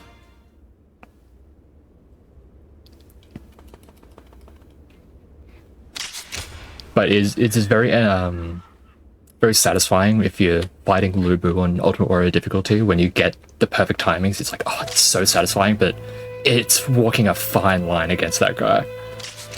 Oh yeah, especially against Lubu. Just, I can't even imagine. I have not attempted Ultimate Warrior before, so yeah, I could need to if you want to get some of the higher powered stuff for New Game Plus. Oh jeez. Oh no. That is how you get man. That's how you get red hair, which is Lubu's horse. Multiple versions of red hair. It's how you get the highest grade weapons is by doing a lot of the Ultimate Warrior challenges. One of them being defeat Lubu without using any recovery items on Ultimate Warrior difficulty. Yeah, it is kind of rough, but a lot to do in the game. I will say that there's a lot to do. There is a lot. Lot to the game.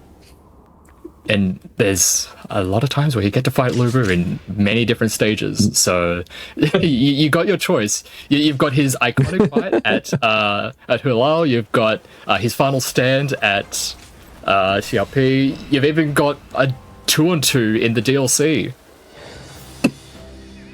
And then there's also this stage right here, which is us trying to escape from the capital, but we're not gonna fight him. Hi, Lubu. Goodbye, Lubu. Have you tried to fight this Lubu at all and beat him? I think I have once. I tried for a while, and let me tell you, that didn't go so well for me. He's kind of powerful. He's a little overtuned, but I mean, understandably so at this stage of the game. Did I hit knocking out? Right, so the way this stage works, we need to get Cao Cao all the way to the bottom left of the minimap.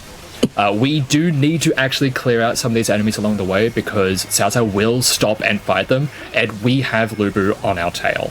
We do not have the room to just let him just hang out. So we need to be rather quick. The way the game intends for you to get through this is to take the secret passage that we took in the previous stage. But we are going to go straight through the middle, because not only is it just a little bit faster to just go straight through the middle, this is also, by taking out all these enemies, all these officers, it is going to give us... Jesus. Alright, you're cool. Alright. Okay, buddy. He is a little too wild. Yeah, these guys right here are going to give us 2 new weapons, because you are not really intended to fight Zhang Liao here, but they do reward you for doing it by giving you essentially his weapons. Alright, let me just take care of you. That should take care of them. I needed to do the execute on the other one. Alright, so we have the twin pikes, and then we're going to get the staff from the other one. When I do get the staff, I'm going to then equip the twin pikes for the rest of this stage, and then for the final 2 stages of this chapter, I'll use the staff. Jeez, these guys being annoying.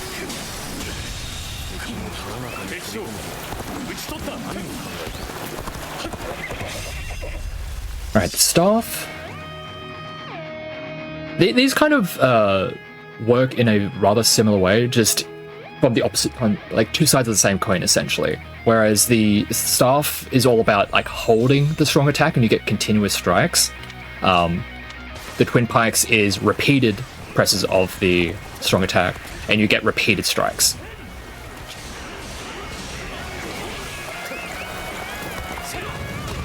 Alright, so now we're just going to rush all the way to the end because there's enough space between us and Lu Bu. And once we open up the escape route, Cao Cao is going to just start ignoring everyone and make a beeline to the exit. These great shields, these are a nuisance. So I'm just going to use that to just blast through them. Nice. Alright, so yeah, with the twin pikes. 1, 2, 3, 4, 5, 6, 7, 8. And at the very end, if you time it right, time another press at the end, you get like an enhanced version of the final hit. The one major downside that I find when it comes to the twin pikes, especially when it comes to like wanting to go fast, is that because you are pressing the strong attack a lot, it is very easy to accidentally just trigger the assaults like that. Because you're constantly pressing the strong attack, you're constantly pressing the button that is used for those assaults. Whereas a lot of the other weapons, you're not just, you don't have like a repeated press option. For a lot of them at least. So yeah, now that we've opened up the escape route, they're going to be able to make their way to the end. And we have to be in this room, this particular room right here, as Cao Cao gets there, for it to actually count. And there he goes. Alrighty. We will be using the pikes a little bit more later on, but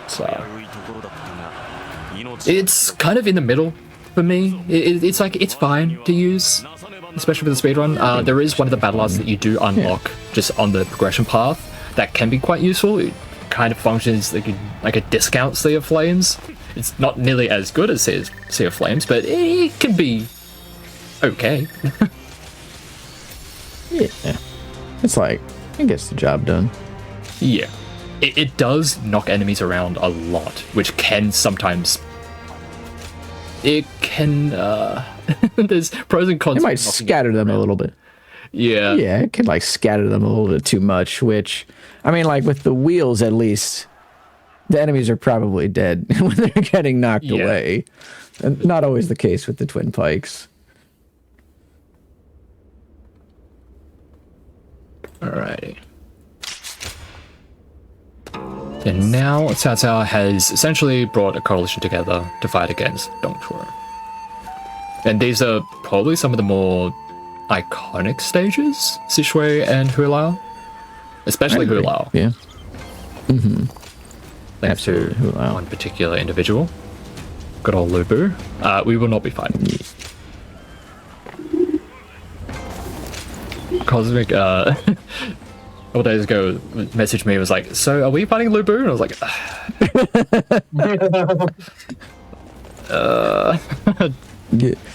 I'm going to say no. I won't lie. Part of that message was me trying to plant a seed for you going, I should ask church, but I understand for time purposes. It would take not wanting to fight Lu Bu. Yeah. He has so much health. It takes so long. Yeah, he's got a lot. Yeah, especially when you're kind of like, I mean, I guess technically under-leveled. I mean, not really, but like you're not as strong as you'd be like playing normally. Yeah. So. Recommended level 19. We're level 17. Yeah. Right. It doesn't really matter which companion we use. So Shahudun is like perfectly fine for this one. We did, amongst all of those events and dialogue skips, we did get given our own troop of guards. This is going to be really, really useful for the run because previously, up until now, we were not able to open up any of the gates because we had no allies around to actually help open the gates. Now that we have guards, they count as allies towards opening those gates. So now we can be even more of a lone soldier, just going around these stages. It is possible to open up this front gate right here, but the way I like doing the stage is to go around the top, because I would like to be able to get into the enemy main base. Like, I would like to approach from essentially as much of the rear as I possibly can, because there are two generals. One of them is Huaxiong. We do not want to activate him right away because he wants to duel us. We want to wait until after we take care of the other one before we activate the duel. We want to take care of Li Shui.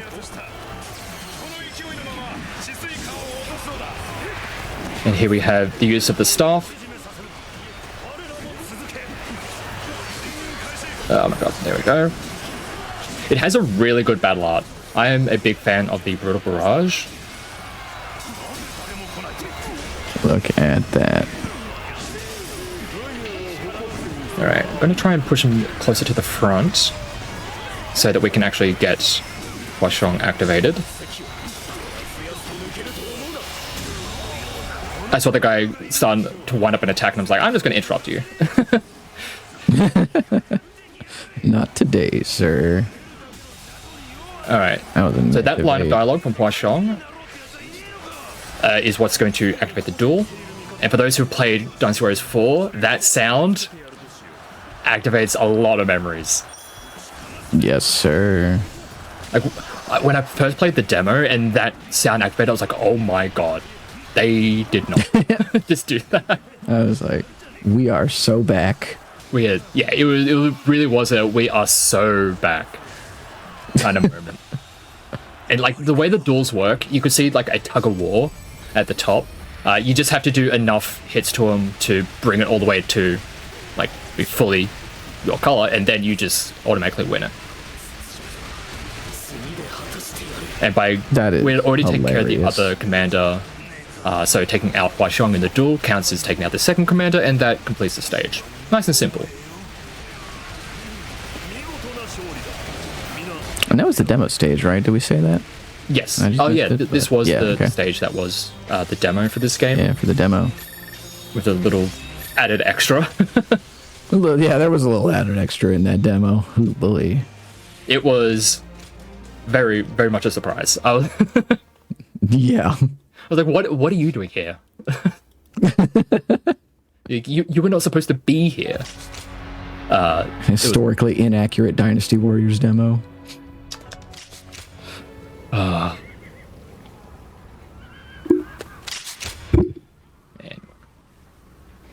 we are now going to go immediately into Hulao Gate, which is where we're going to skip right past Lubu. Because we are taking their advice to heart. We are not going to pursue Lubu.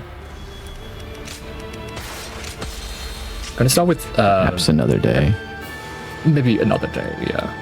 We're going to go with Huangai as our companion, just because the starting location is different depending on the kind of companion or which companion you select.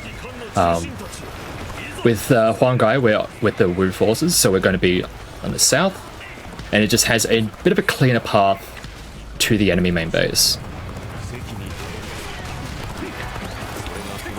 And there was another upgrade that I did pick up on the skills page, where now whenever I attack enemies while on horseback, that is going to refill the stamina. So we have more ways to rebuild stamina instead of just cheering our horse on, which it is always nice to just cheer on our horse. Yeah, it's a cool horse. Alright, hopefully there should be a little gap in the row of great shields that's up here. Oh my gosh, there he is. You hear that music and it's like, oh lord.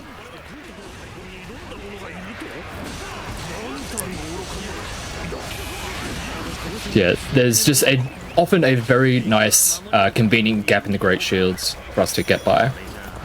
Oh, it's nice of them. We appreciate them. I don't think it's strategically sound, but I appreciate it. Also, we're doing some of those assaults just because it's going to build up a nice amount of bravery heading into this fight with Dongshuo. I'm already at full, so I didn't need to do that one, but there's one more for good measure. Hit him with the horse.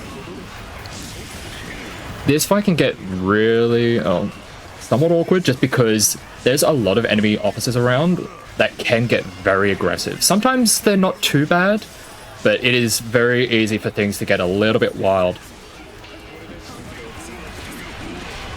Which is where these assaults are just really good for just kind of resetting things, giving you a little bit of space to breathe.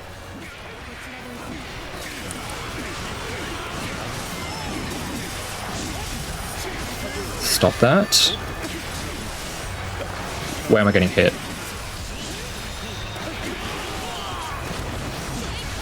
Oh. They're just all stacked together. Goodness gracious.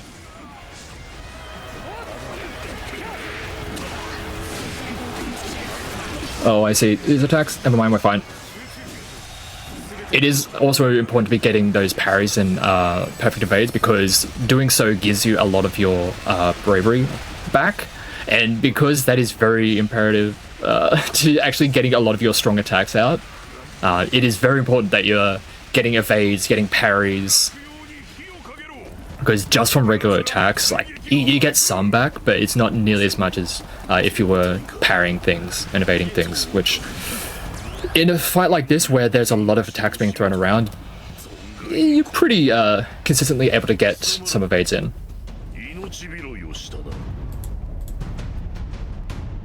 And that's the last we see of Lubu for this run. Because we are off on our own, doing our own thing in a completely different area. And we just let the other two factions kind of deal with him. We're just like, no, that's not our fight. No, that's your route. That's not our route. Exactly. Shao, one of the other characters who has their own storyline in the DLC, which I kind of liked. I liked Yuan Shao's story.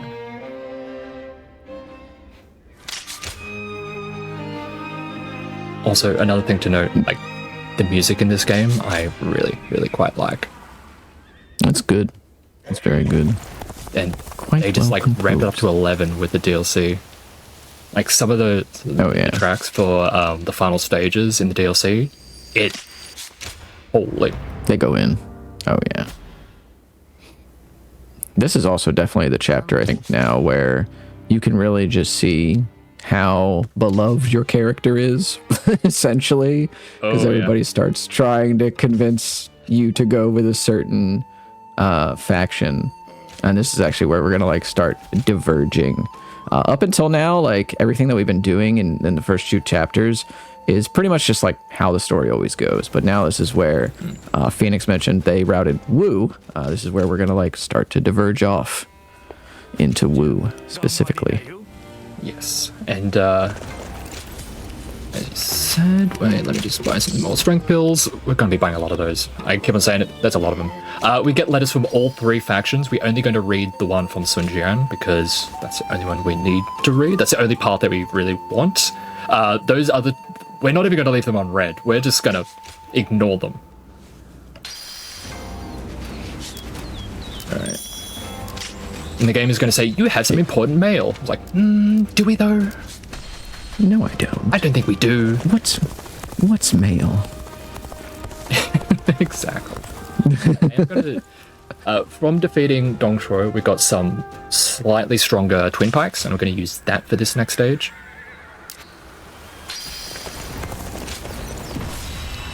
Alrighty. Yeah. One of the things that was... When I was starting to route some of these different stories, or the different story paths, going through some of these early Wu stories, I was like, is this really going to be faster? Because some of them can be a little bit of a slog at times. But then... Yeah, a little bit. Then I looked at some of the ones from Wei, and I was like, oh, that is even more of a slog. Yeah. Trade offer. Alright.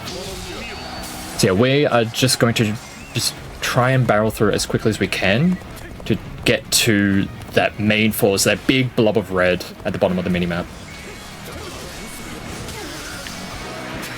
Also, I think one of the few stages that just straight up has like a time limit to it.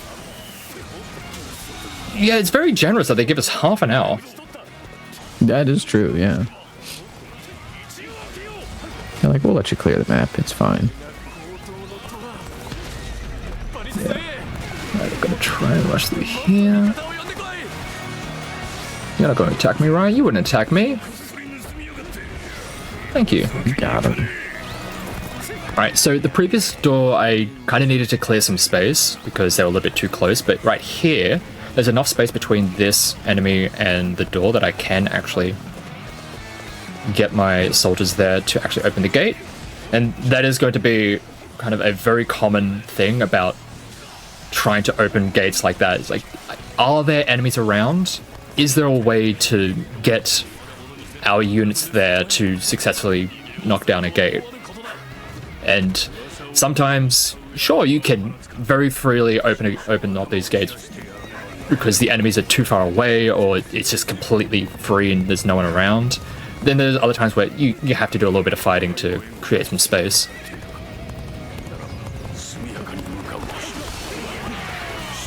Alright. These shields are always so tanky, I feel like. Even on this difficulty. Alright. So one of the things about having a companion is that you can have these battle art chains. If you see that blue line and you use a battle art, your companion will follow up with a battle art of their own.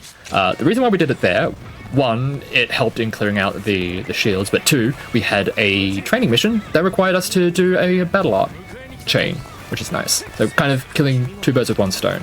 And that is like, I try and combine as many of the trainings into like as little time and space as possible, just so we're not like going out of our way to do things that would otherwise slow us down.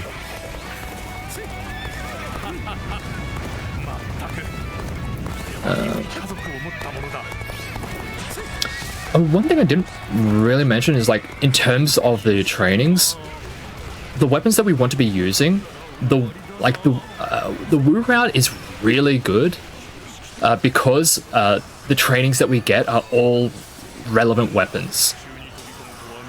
A lot of the other stories, like for Shu and Wei, like you get a lot of like a similar amount of trainings, but a lot of them are of like things that I really don't want to be using, like the spear. A lot of them want to use just the sword, and there's also a bunch in Wei where they want you to be using like the tactics system. You want to be doing duels and stuff like that. So a lot of them aren't nearly as efficient, whereas the Wu ones are all like really kind of easy to get done just in general play. That's why it's just clearly the best kingdom, dude. Like, it's just no contest. Alright, we should be able to get to 1,000 here.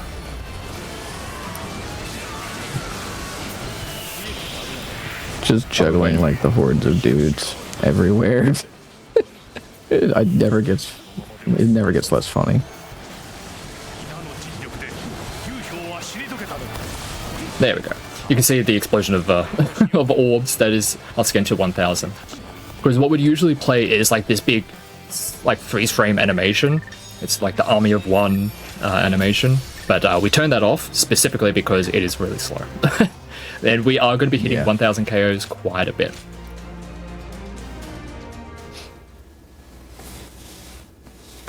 It is continually impressive just how many enemies are on screen in this game, even on like PS5. There's just so many on screen at once. Alright, so I don't think I've picked up any additional weapons. So I think for this next one I will be using the twin pikes again. I'll have to have a quick look at what I've been given. The way the weapon routing and like what weapons I use on which stages, I really haven't gotten anything. Alright, so I've got this Roaring Maelstrom. As I said earlier, kind of acts like a bit of a budget Sea of Flames. It gets the job done. Yeah. But in terms of like the weapons I use when and where, like I have when and where we get the weapons for the first time all cleanly routed, and like at least like 1 or 2 stages where we can get a decent amount of proficiency for them, and also routed when and where I want to be using particular weapons for the sake of getting certain trainings taken care of. But there's also a whole bunch of levels where I'm like, I just use the best of what I have. And sometimes you're getting some good stuff, and other times you're not. Not that one. Sometimes This you one. just gotta use what gets the job done. Right, so with this stage, we want to help out Hundong with this base a little bit. We don't need to do it too much, but also we need to take it. Well, we want to take out these couple of generals along the way, just to help them out a little bit. And then we are going to be needing to be in the very top right of the map, because we need to take that base and the one in the northeast, just so that we can start a fire attack to open up the castle.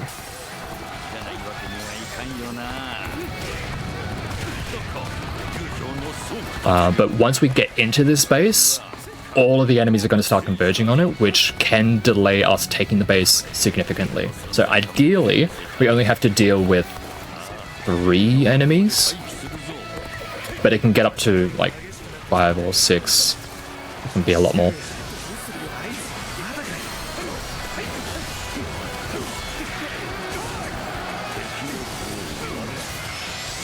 This guy is...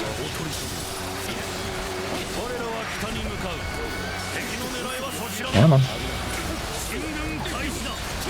Where are you going? He is just running all over the place. Oh, okay.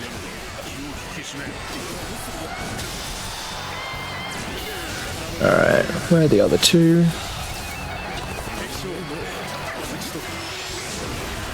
Just gonna use this just to speed things up a little bit.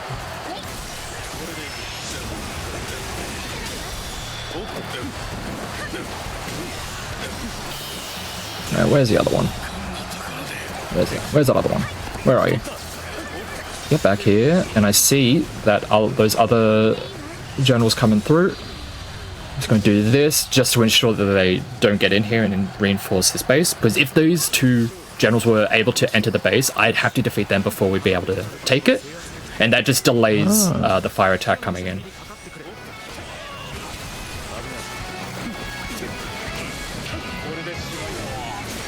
So yeah, it definitely pays to just kind of send everything at the very start here.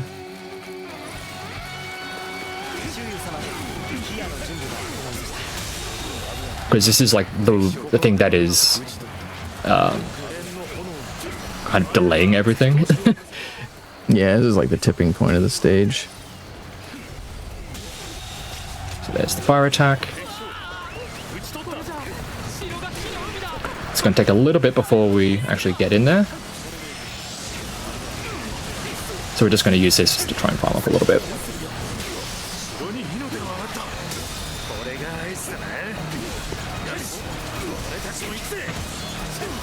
There we go. Yeah, you have a decent amount of time between when you initially break their fortitude and when you are needing to actually... Or between that and when they recover. So you have a little bit of time to try and milk that state for a little bit more, and sometimes you can actually get them into the execute range. Oh, nice. Alright. I'm not wanting to use any of my bravery just yet, because once we get into the castle, we're going to be given a duel. And we are going to accept the duel. For a couple of reasons. One is that's going to make it so much easier to take care of this officer. And the other is that as a result of us winning the duel, all of the enemies that are nearby are going to become demoralized.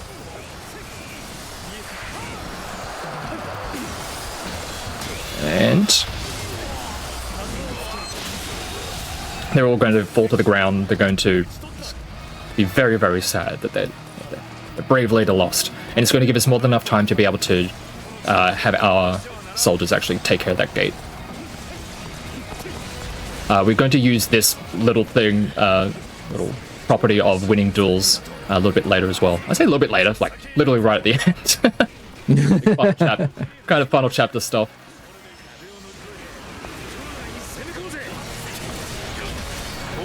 Yeah.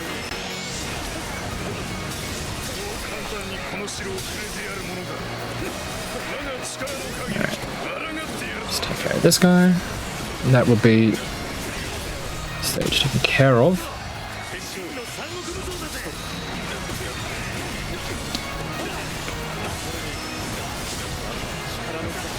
Even if you don't have the execute, it's still a good idea to be using the assault just because it's a decent amount of damage that you're not going to be doing otherwise. Yeah, not to mention, I mean, like we said before, the crowd control is well attached to it, so... Oh yeah, the crowd control minimize the risk. Really good. Yep. Alrighty. I think we still haven't had any weapon drops. Really? I'm pretty sure I haven't. Attention, but I thought we might have had something, but I mean, I'll have to have a so look. because, yeah, it's rough if not. It's fine for the time Seems being. like you're gonna stay on the Twin Pikes for even longer. Yeah. Yeah, we'll be fine. Knowing marathon luck, like a really good spear is gonna drop, and you're gonna be like, "Oh no!" It's gonna be lenses all the way through, isn't it? See, this is reverse psychology. I'm speaking it now, so it just doesn't happen. Please.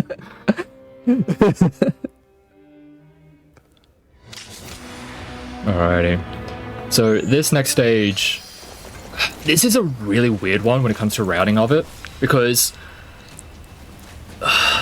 there's a lot going on with this one.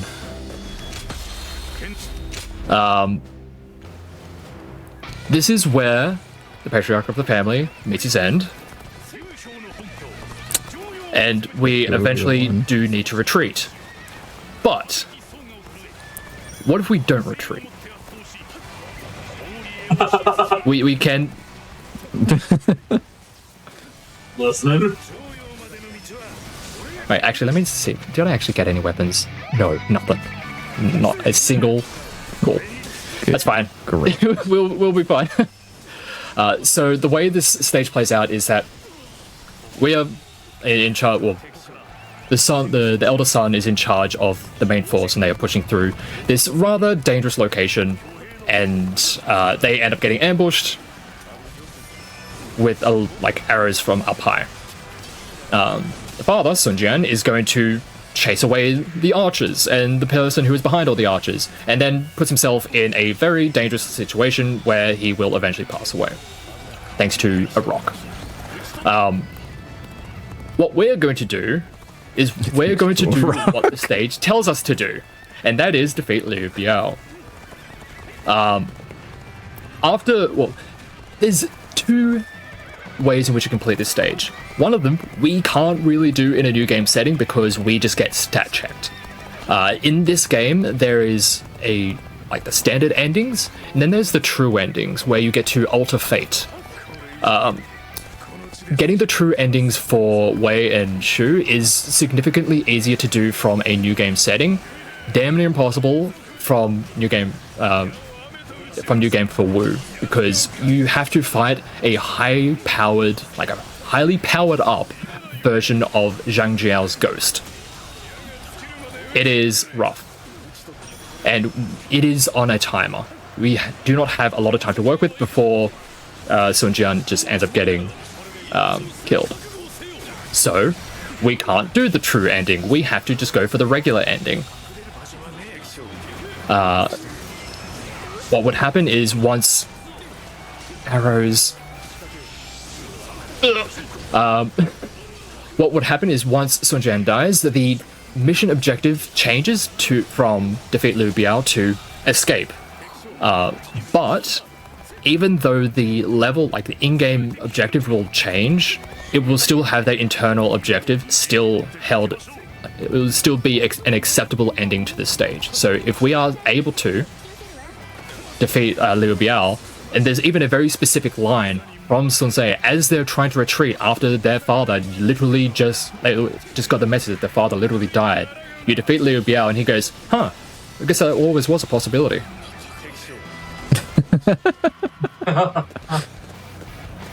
And the level just ends there. So that is going to be the way that we're going to try and finish this. And to do that, we are going to need the whole might of our entire force to actually clear out the front of the castle, because trying to knock down the castle gate takes a long time. Also, come on, man. These fights are taking a little bit longer than I'm wanting.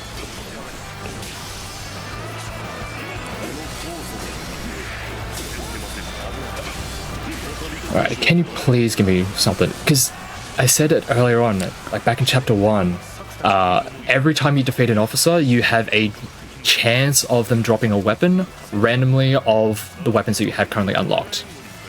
We are not getting anything right now. Yeah. I was going to ask if this is like sort of a knock-on effect of like the lack of weapon drops, or if these guys are just like kind of tough at this point in the game. No, we're just getting unlucky. Oh, I see wheels. Yo. Let's go. Alright, so that was a really as we get out drop. of the space, oh yeah, really clutch timing on that drop. Here's where they introduce us to like using tactics. We don't really get a lot of time and space to use a lot of them throughout the run, but if you get what is called a dramatic success, you will be able to like get like an added bonus. And for that one, it is just completely shred their morale and make them very, very easy to take care of. So now that we're through here, we get to just clear through this large force. Well, it's not technically a large force, but we do want to take care of all of them. Because you're going to see how long it's going to take to actually knock down this castle gate. It takes a while. And oh yeah, trying to have our soldiers take care of it while there's this entire army right in front of us, yeah, that would not be ideal. But nice timing, that other guy. I went and just showed up with the perfect timing to get hit by this. Thank you.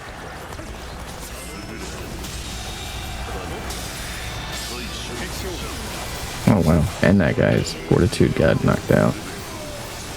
Very nice. Alright.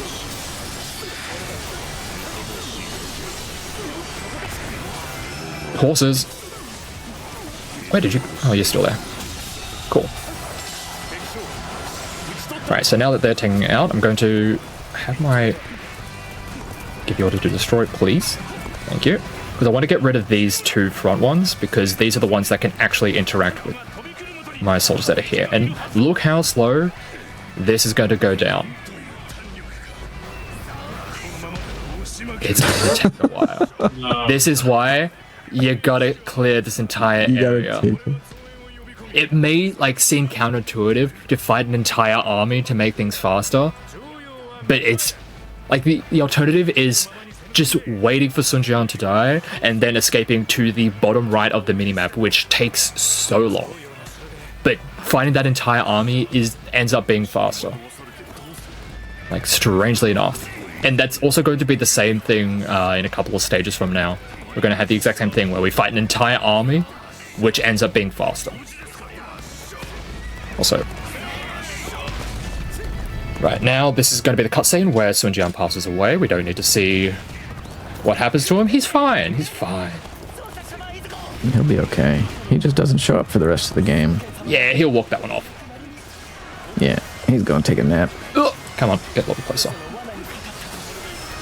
Yeah, even though the objective has changed and we are forced to retreat, we are just going to go after Liu Biao. And even, like, there have been quite a few times where I've been able to clear out the enemy force and also get into this area and knock Liu Liu Biao down to 1 health. All before the cutscene where Sun Jian dies. It is scripted where you cannot actually defeat Liu Biao until after that cutscene. Like, I've tried to save Sun Jian, but the only way to save him is to do the intended true ending strategy or thing where you have to fight an absolutely juiced up Zheng Jiao. There's a lot going on. Oh yeah, there's a lot of enemies getting stunned and flung all over the place, and we're fine.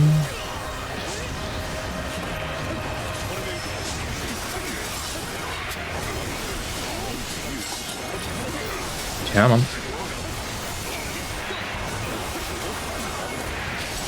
There we go. nice. Ugh, took a little bit longer than what we'd want, but weapons have been not the most ideal, so we're working with what we're given. Oh, hell yeah. So from this proficiency upgrade, I now have unlocked an extra move. Now I get to have these things spinning around me. It's really fun. Oh yes, spiral swords. Alright. Or spiral wheels, I guess, in this case. It's really nice for like general crowd control because it's just constantly hitting things and kind of staggering them a lot. But sometimes it can be a little bit awkward to be staggering officers a lot of the time because you kind of want them to attack at least once so you can either parry it or evade it. Just because without them attacking, they're never put in like a vulnerable state. So one of the like kind of systems when it comes to like fighting officers is that generally your normal attacks will not reduce their fortitude. It is only after like you will see the little shields, like they would start out kind of small, but then they get bigger. That is when they become like vulnerable, and that only happens after you have either evaded an attack or parried an attack. And if they're never in that state, you have to use your battle arts to actually chew through that fortitude. So just one of those extra little mechanics and little extra depth to the combat systems, which is real nice. It's impressive how much, like, for a reboot, like, because this game is basically like a soft reboot of the series, just how much they were able to pack into it, and it's just, man, it's so cool to see all the work that you put into it over the year. Very well done job. Took me a second to get through that sentence, but I was meant to read that. There it is. There was all those letters earlier that we didn't need to read because they were not important, but that one was important. Alright, we can move on to our next stage.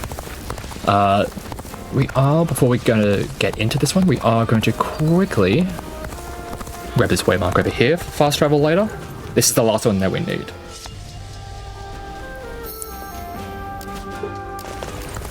Alright. This one is a generally straightforward stage. We just run to the enemy main base and try and open the gate without being interrupted too much. It can often be fine, but how this one has been going so far, who knows? it's at least a nice step back from what happened in the last few stages where it was a lot of routing. Yeah, it's definitely nice to have a rather straightforward stage where you're not having to kind of juggle all these different things. And that's one thing that has been nice about routing this, is that you get a nice mix of very simple, straightforward stages and other ones that are a little bit more involved. Alright, come on. Nice.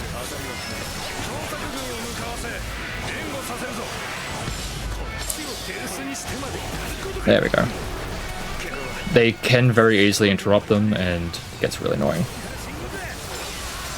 My wheels were... They were chasing you.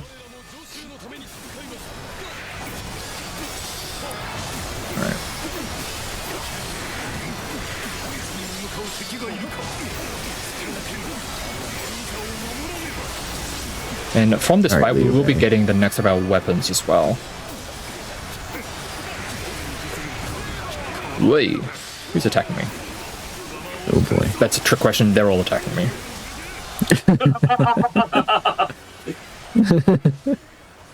Yes.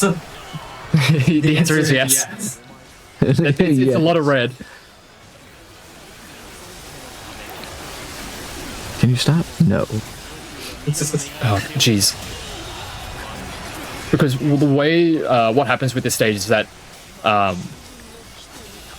they realize, wait, they're at the enemies, or they're at our main base. I need to protect our commander, brother, something, something, something, and then everyone comes back. So everyone starts showing up for this one. Yeah, so what we're seeing here is going to be the introduction of enemies going into rage mode, and we have to fortitude break them if we want to actually deal with them at that point. So their health bar does not move while they're in rage mode. We have to deal with the fortitude. But fortunately, this weapon is pretty good at that. Ooh. Yup. Whoa.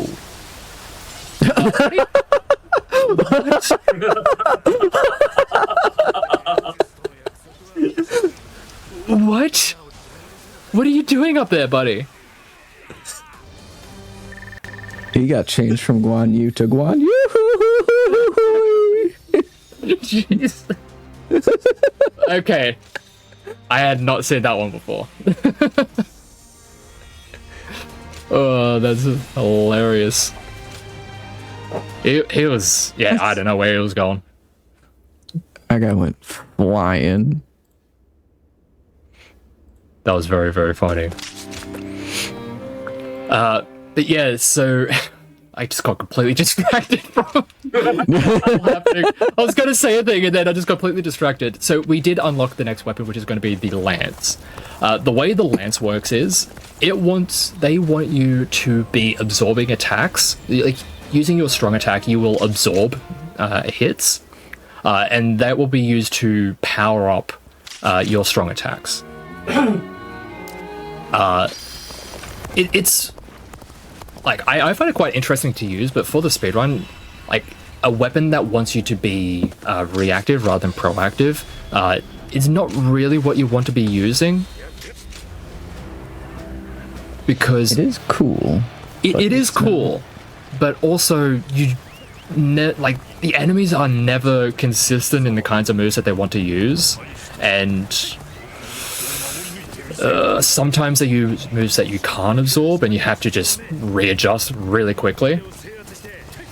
This is the other of the stages where I'm just like, where I was referring to earlier, where I have to just fight an entire army to go fast, weirdly enough.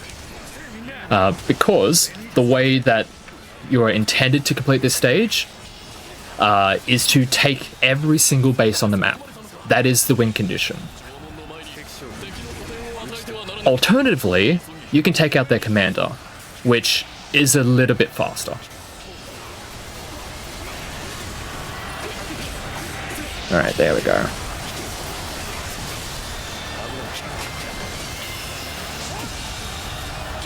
But the thing is, by coming to this base right here, this large force is going to start charging their way back to try and protect themselves.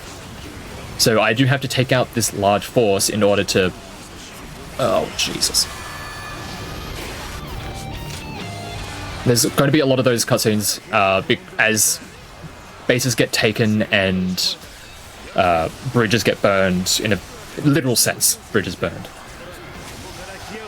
Yep. I need to take out Luchun because they're the one in charge of the large force. Get over here, please. Just crowd surf over to him real quick. Yeah.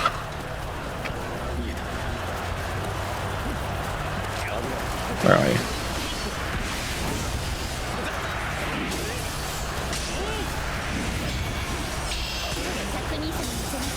Are you getting hit by that? You are. Nice. It's a bit wild trying to run through all this. Get over here. Oh, you're up in the air. You are not going to enjoy this. Dang. Yeah, so as they are taken care of, all of these enemies, like you can see their health bars are so much smaller. So whenever there's a large force, you want to take care of the head. Well, at least for speedrunning. Yeah. It is possible to just like take it steady, just go after any outstretched limbs. What are you doing all the way over here? Okay, that's the base taken care of. I do want to clean up some of this so that they don't interrupt us as we're trying to open this gate. And yeah, another gate that is going to take about 30 seconds to knock down.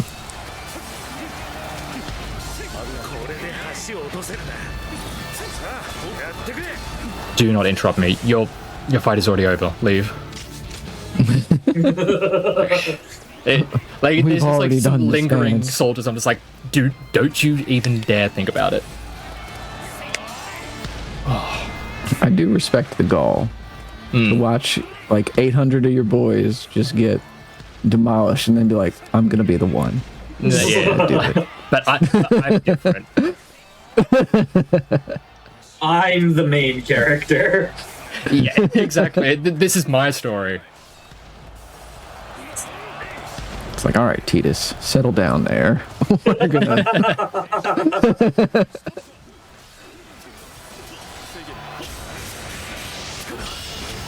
All right. Just want to take care of this guy just because it's going to make it a little bit easier to actually open up this gate, which is the general rule of thumb. Just create a little bit of space so that your guards aren't going to get interrupted constantly. And hopefully, all of these guys. So many bridges. There are a lot of bridges to burn, so.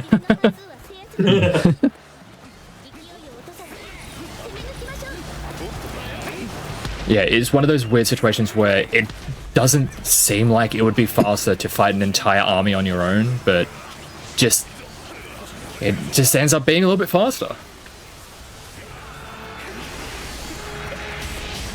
Alright, thankfully they're not going for any moves that I can't actually absorb, like that.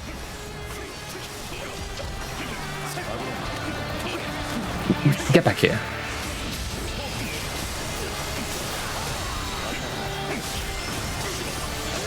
Also, this is going to be the only stage where I use the lance because, as you can see, it's a bit hit and miss at times. But by just doing this one stage with it, it gets enough proficiency to kind of keep it up to date, or keep it on par with all the rest.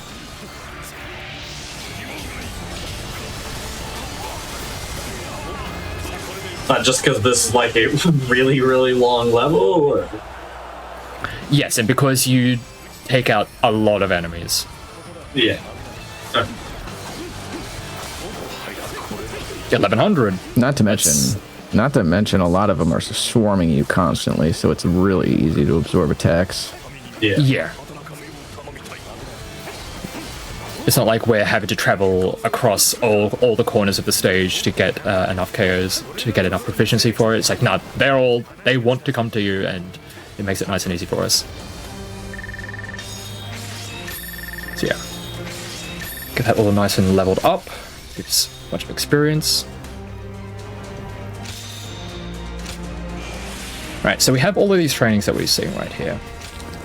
We have one side mission that we are going to do before we get into the next stage because A, it is going to give us the upgraded Tiger Fang equipable that is going to give us more attack, and B, it's a good opportunity to do all the extra trainings that we have. And all the trainings that we have are using either the sword or the gauntlets, so we can just pair it all together and take care of all of it at once. Now you're speaking my language. Get to punch things, at least for a little bit. It's also like I don't remember what we had. Grade 2, not the greatest, but we had strength pills to help with that. Unfortunately, it's just using light attacks from stances and then battle arts, which we have a big rock. Sun Jian would be proud. Or offended, I guess. Maybe.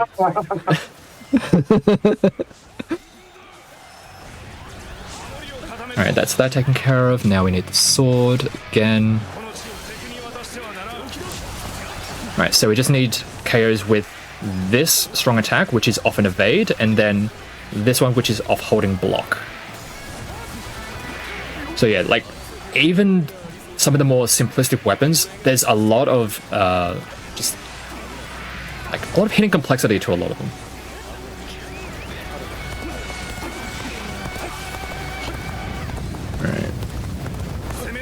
So I got a question about the routing. Like, obviously you get weapons at certain parts of the game, and so it's easy to route that in, but if there's like different grades and those are random drops, is like the second half of the game just based on what grade, like what weapons you pick up? Pretty much, yeah. So there is a lot of reacting to kind of what weapon you get, I guess, in the second half. Yes. Yeah, very soon we'll be getting the last of the weapons that will be available in just a new game run. And at that point, yes, it is just use what is best. Use what is the strongest that you have available at any given time. There are going to be some stages where we want to use particular weapons because we have particular trainings that we want to complete, like particular objectives. But by and large, it is better to just use the strongest weapon that you have rather than use something significantly weaker just so you can get those trainings taken care of.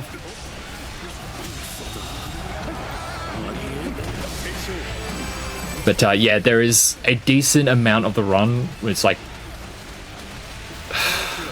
yeah, like 2 whole chapters of the run where we are just hoping that we get good weapons.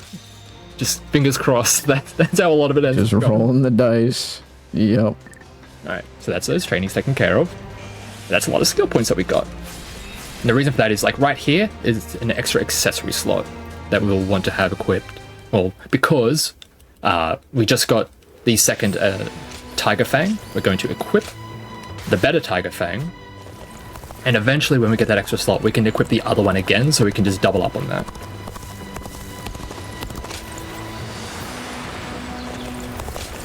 Oh boy, this stage. This one has been a pain. Because it's kind of an escape sequence. We run past so many enemies to get to the final base, but then there is a very, very annoying final base to try and get through.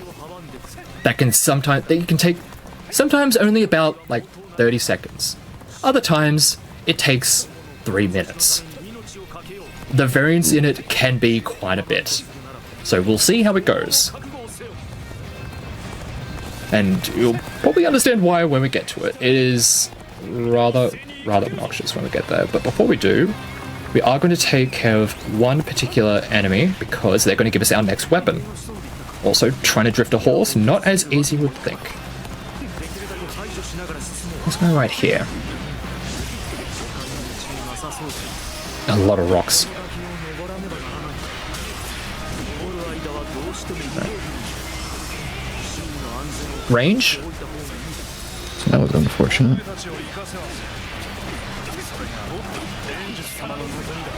One of the downsides of trying to just punch people is that you don't usually have the same range as using a gigantic star. That's not gonna stop me, though. Exactly. Alright, I'm gonna wait till it actually gets to us. And it's gonna be the Crescent Blade. This weapon, it's decent. It's got a lot of power to it, but it can feel rather cumbersome at times. Yeah, it's like based on Guan Yu's weapon, and I feel like they were trying to, with a lot of these weapons, emulate to an extent what it feels like to play a lot of the main characters in the older Dynasty Warriors games. But I mean, this one's like good enough, but it doesn't.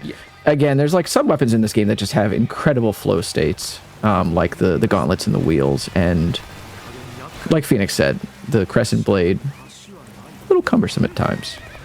All right.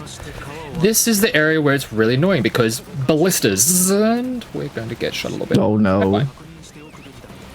And arbalasts. We're going to try and open this, but I don't trust that we're going to get there. The damage boost right into the door. Let's go. Oh, please. Oh my god. Go, go, go. Go, my champions.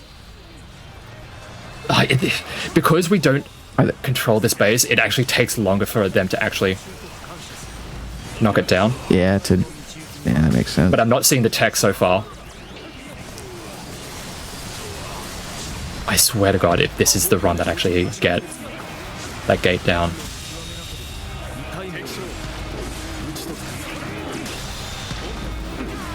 Oh my God. Oh. And it's open. Let's go, dude. Yo, you do not know how much of a pain this level has been. The entire time that I've been running this, so... Oh my God. Because if you get interrupted even once, good luck getting it set up ever again. It is just an absolute chore to try and deal with. So for that to like go as perfectly as it could ever go, that's again marathon luck for you. Yeah, it swings in both directions. Sometimes it's just like nope. Other times it's like oh yes, here we are. Yeah. Sometimes I'm just like, because if you don't end up getting the gate open like as quickly as that, you then have to take the base because you were never going to get the space otherwise. And you can see the amount of generals and officers that are like, just outside this base. They're bloody everywhere. There's so many, and those arbalists make it an absolute chore because you get knocked around so much by those. It is horrendous.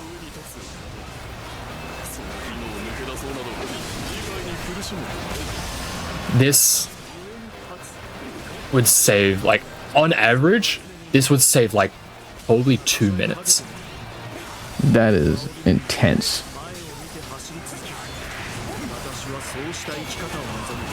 Oh my God. Yeah, I'm on. And I just need to take care of this guy, but he's very, very wily.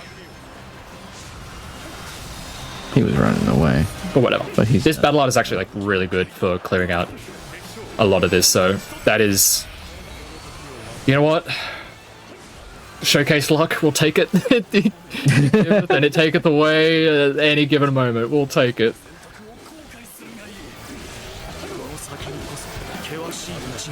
That is awesome. I'm really glad I got to see that, because I was a little curious from reading your guide, like, how bad could this go? And I really didn't want to see how bad it could go. So it can go pretty bad.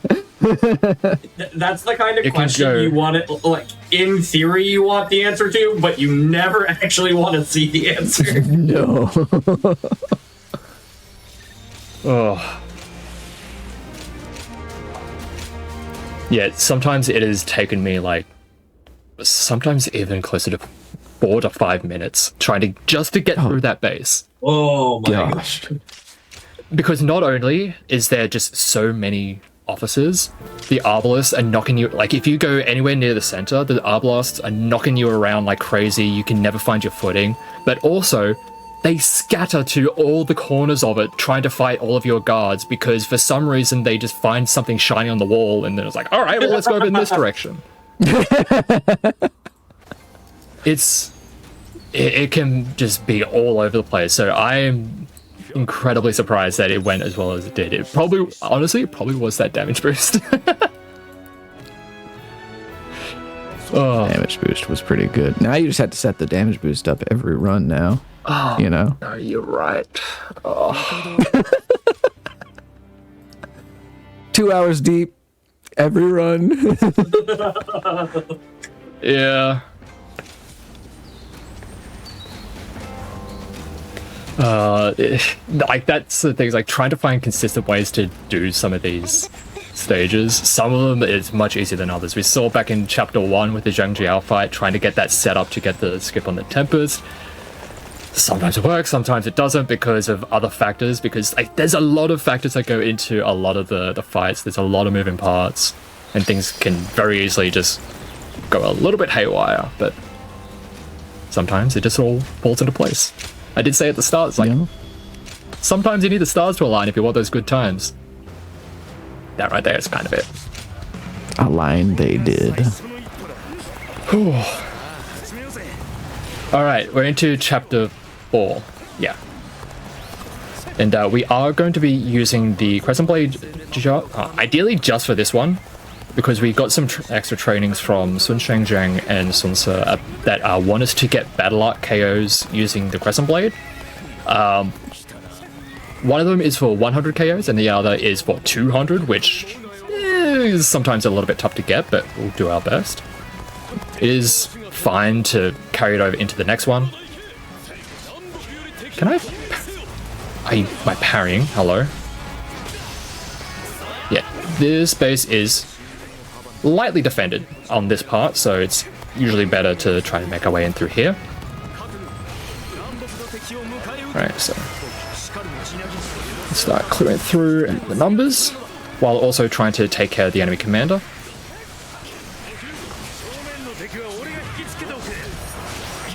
Using evades and parries to try and build up a lot of the bravery so we can keep the damage coming in.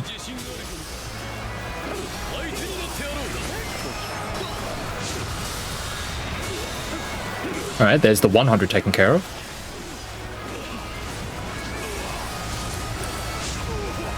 And this battle art that we're using, it's good, but it is a little bit more on the expensive side. It costs 4, I believe. Sounds correct. Which, it's no Sea of Flames. No, it's no Sea of Flames, but I don't know if anything is, to be fair. See what they have to do to mimic a fraction of their power. It's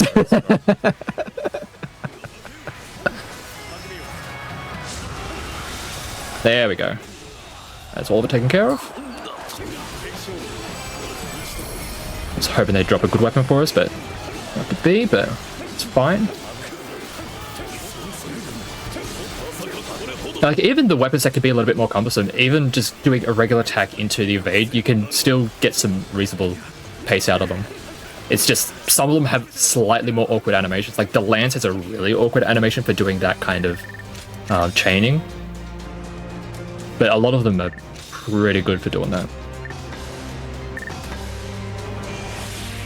Big fan of the sword, even though it doesn't have like the biggest area of attack.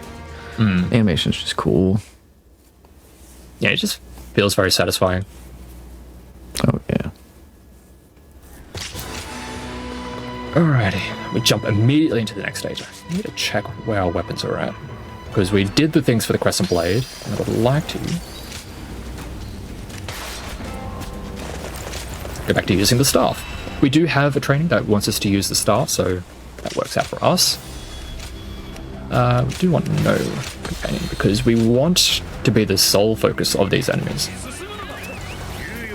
Which sometimes isn't the case when they see a guard off on their own and like, ooh, someone we can attack that isn't the person who is shining a beacon. Like, please attack me. I would like you to try and attack me.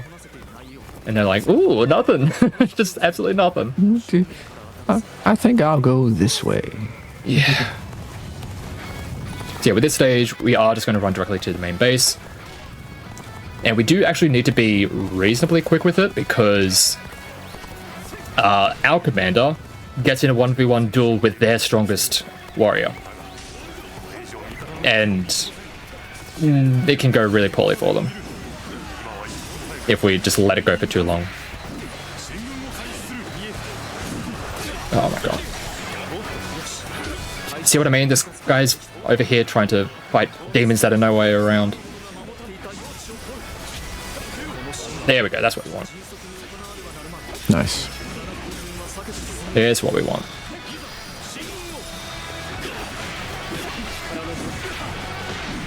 Get them together. And the reason why we're fighting them is so that we can actually clear space in front of this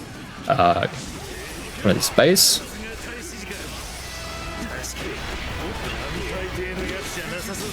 Because otherwise, yeah, it's not as durable of a gate as some of the other ones that we've been dealing with lately, but it still takes a while.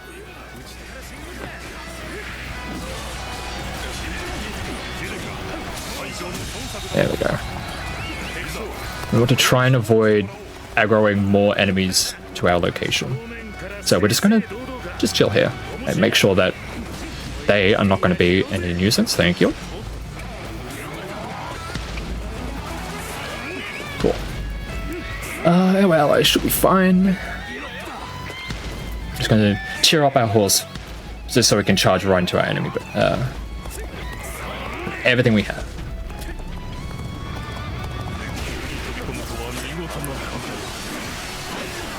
That's a lot of orange. I was gonna say that is a ring of fire around this boss. Fortunately, we can use that against them.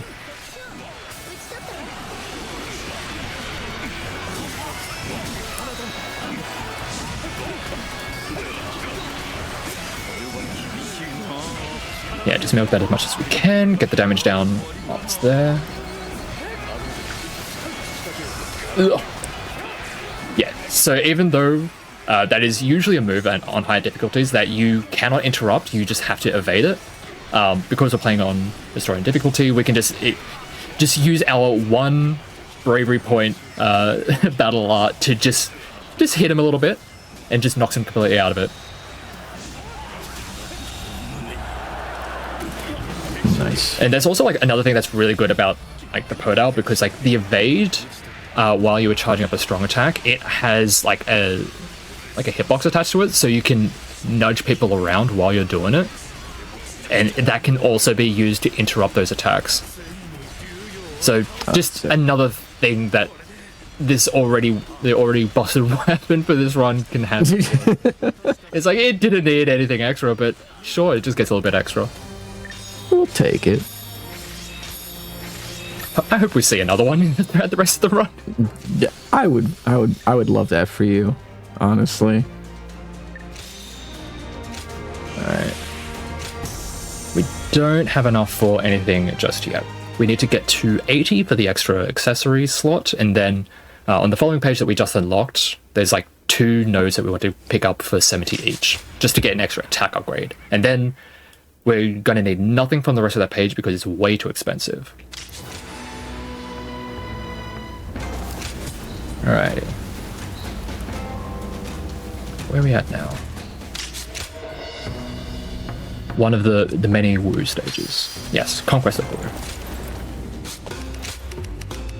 Strength pills? We're going to talk to Zhao Tai here because after this stage, we're going to be able to talk to him again to get some more tradings so we can get some more skill points. And he has one that's like pretty easy to do. It's just get 10 perfect evades, which is not too bad to do. Alright, start with Zhao Yu for this one, because he starts a little bit further forward, and it saves us like a couple seconds. There's a lot of the stages where, like, when it comes to companion choice, it's mostly about which one has the best starting location. There's also a few where towards the end it's just, alright, we just need firepower. And we'll get to see that much later on. There's some stages where we will definitely see use of the companion system. That was sick. But for this one, it's quite simple. It's just 2 separate main bases, and we get to like use their little passage to the north to actually take care or get from one to the other instead of going all the way around the map.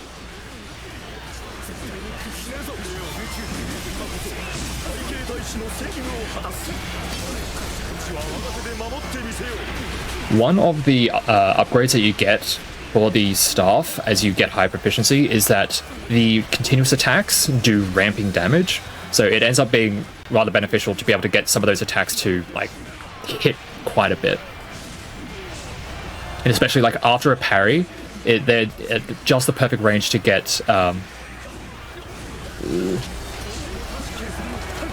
never mind. They're just at the perfect range to get hit by just the stationary strong attack, which does the like stand in place and just swing it a whole bunch.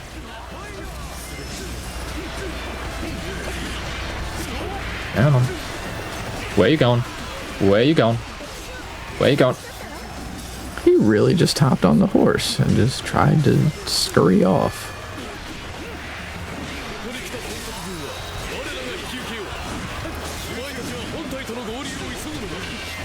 Am I getting collateral? No, I'm not. It was so close to an execution. Yeah, whatever. There we go. Oh, what's charging up? Them. You can just hear the sounds of moves starting up, and it's like, oh. Oh no, I don't like that. Someone's been thrown in my general direction.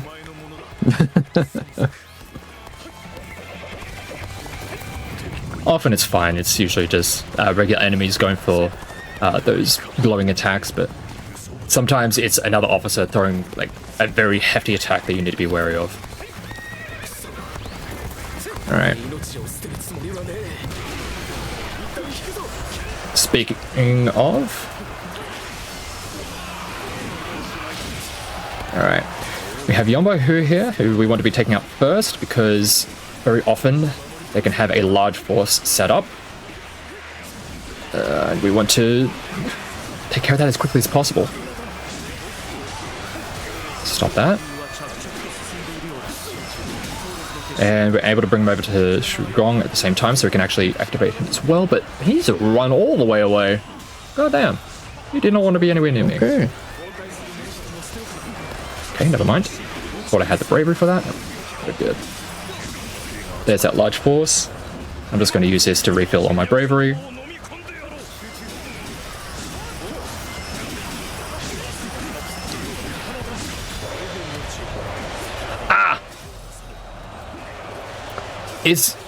You never really want to see those tactics, because it just slows things big down. Time loss. All right. Oh, almost got him.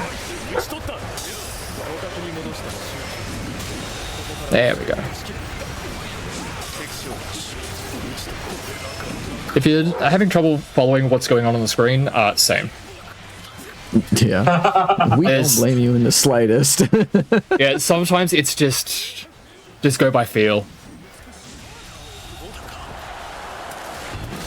And that's the stage taken care of. And I'm going to use this opportunity to still farm up this. Actually, I do have a Battle Art Chain ready to go. Never mind, it went away just as I went to use it. Cool. One of the trainings is to get...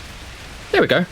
200 KOs with the continuous attacks of the staff. Another is for like 5 Battle Art Chains, which trying to weave them in is not always the easiest.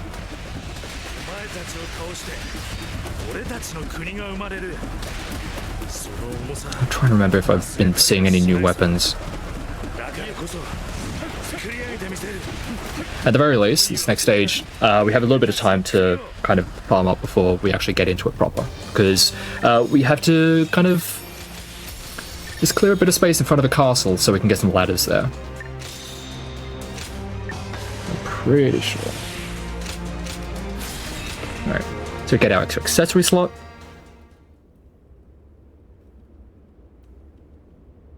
And we do a little bit of talking before we get to our next stage. And the funny thing about this next stage is that even though we are following the Wu route, whenever there are multiple forces on the same side with Wu, and there is a siege going on, the best way to get into the castle is never Wu. They just have this... I don't know why. They're the ones with the battering rams, they're the ones with the siege towers that take so long to actually get there, and they're so flimsy and they always get knocked down. I'll stay with the staff. But the others, they use ladders, and ladders are pretty good. It's a little weird invention they came up with.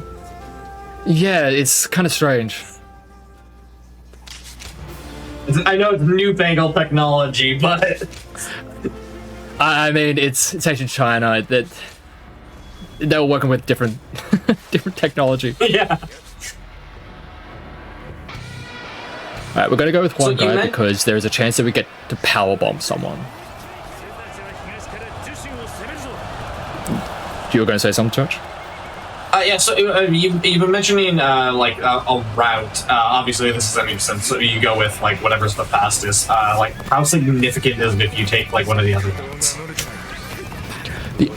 The other stories, like on average, this one I have now at like average 3 hours 55.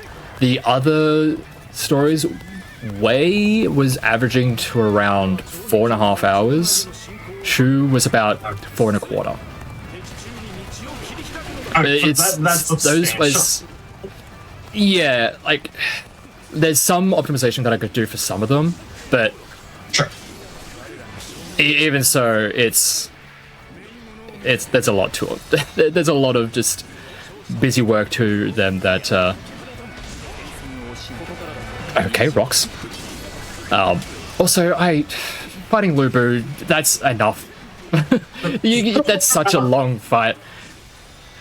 You were forced to fight Lubu in the other two routes, which is fun.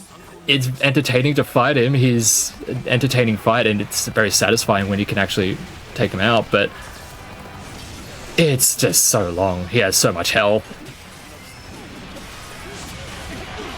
Also, I did want to clear out that first enemy just to clear the path for the ladders to the wall. And now I'm just waiting for those ladders to get there, and I'm just going to take out this large force, just so I can maybe get some new weapons. Also, chariots are annoying.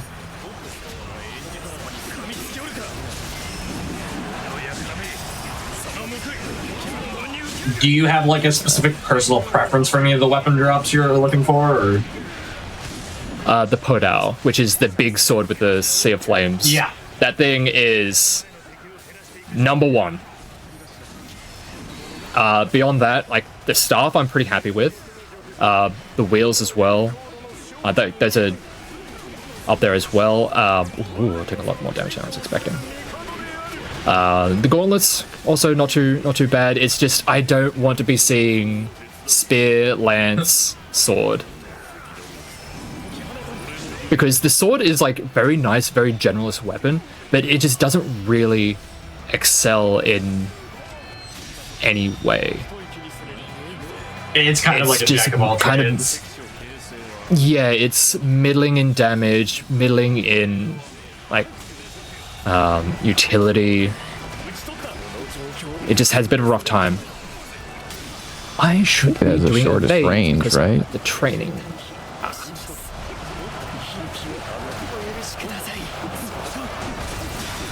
Do we have those ladders up? Was there wheels that dropped? It was. I'm going to use There they those. Go. Yeah. Grade 5. So this is where we start getting the higher grade weapons, so being able to get something that's good is really good.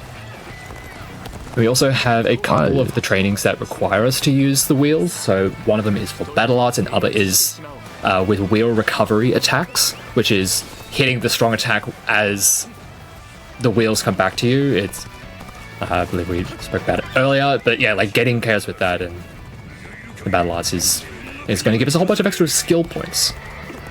It's going to help us get those extra upgrades towards the end. But yeah, the wheels, I'm glad to see around this time, because we are just going to ignore all of these and go straight for the head. And this guy is a royal pain, and I mean that in every sense of the word. He's royal and he's a pain. But fortunately, we have wheels to kind of just keep everyone in check for the most part. Well. Yeah, he does this thing where he goes on his horse, runs away for a little bit, and then uses his... uses the Imperial Seal to bestow a blessing on his soldiers. The way to deal with that, just deal damage to him. Fortunately, we were already kind of doing that anyway. But he does like to be rather elusive and run away a lot. Get back here. And by dealing with the tactic, it is going to... Okay, never mind. No one else here, buddy?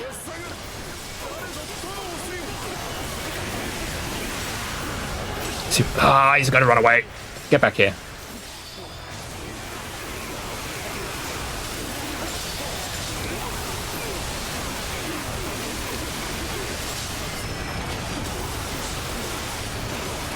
Wait, you know what? I'm actually going to show this off because it's really funny. Powerbomb. That'll take it. Oh, let's go.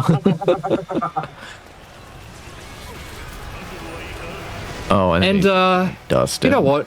One more for good measure.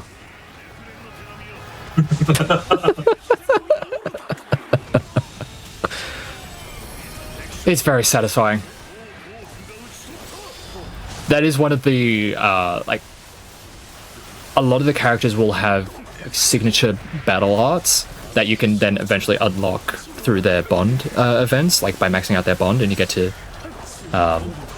use them yourself. That one is for Huang Gai and for getting his bond all the way, and there was a point where I was like, can we somehow manage to route in getting his so we can just powerbomb things, because it is really good. It is really powerful. And there's also another one that we'll get to see later on from Shang Zhang with the wheels, where she just detonates people. It is a lot of damage. We'll get to see that later, and it is very, very good.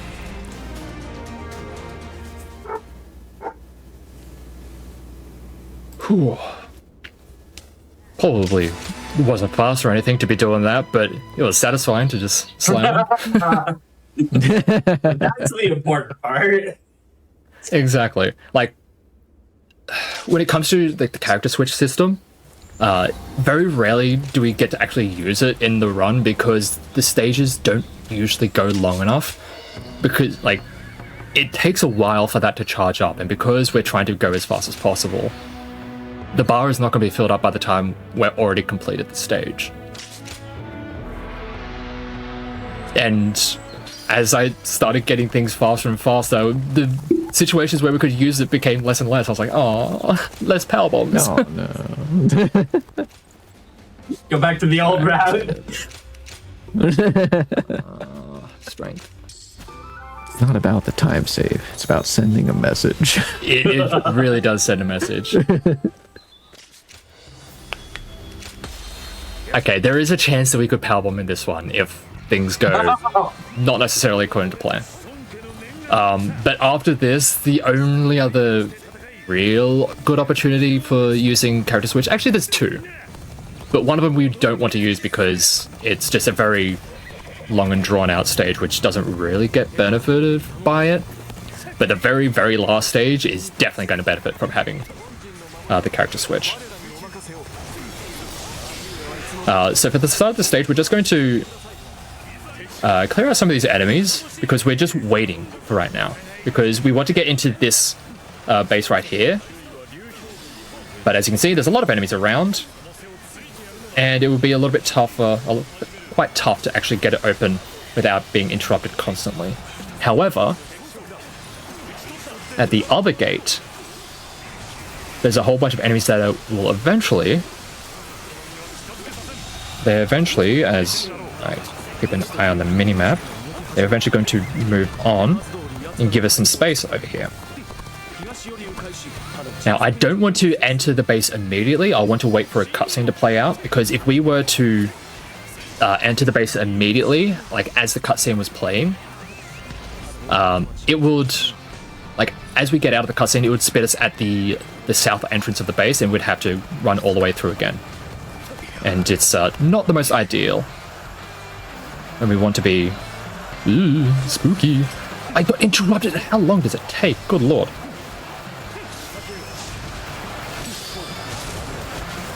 Alright, interrupt me now. Oh, no. Alright, they took the challenge. They called the bluff. Where's my soldiers? I have people for this. Thank you. Gods! Seize them! Seize them.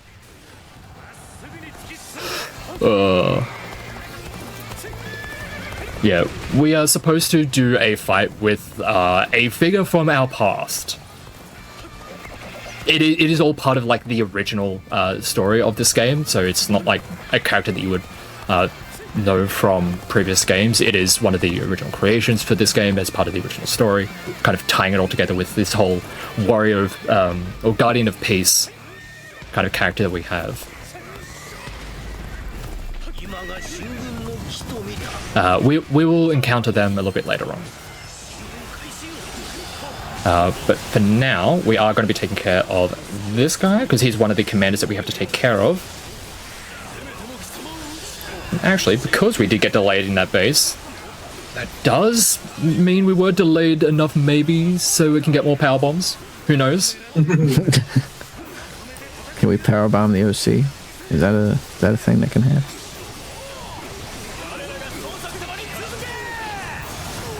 Alright. Whoa. That was zooming.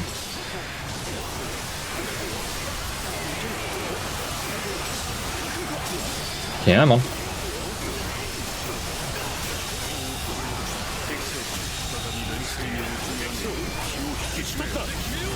Yeah, you can see that they were blocking quite a bit, so using the strong attacks, using battle arts are a good way to interrupt them while they're doing that. Or just like break their guard.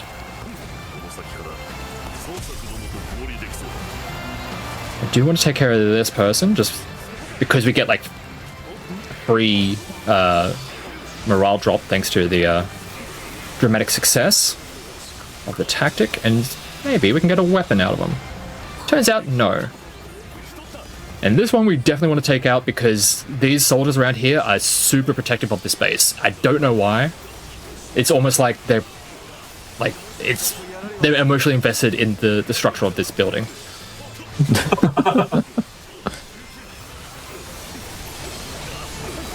But yeah, once we take care of this general, once we take care of this general,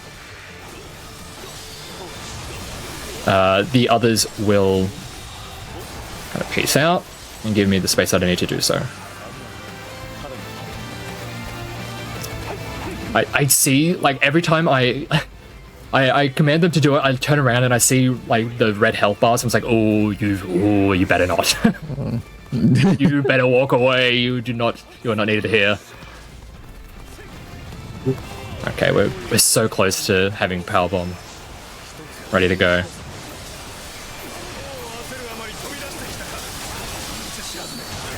There we go.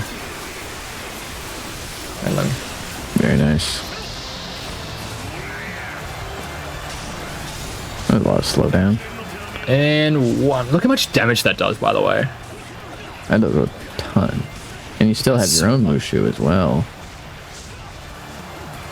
Alright. It is a very, very expensive battle art, though. It costs... Whoa, that's a lot. It's like 8. That's really... Yeah, I think that's probably the most expensive it can be, right? It's like 8. Yeah. At least from what I remember. A lance?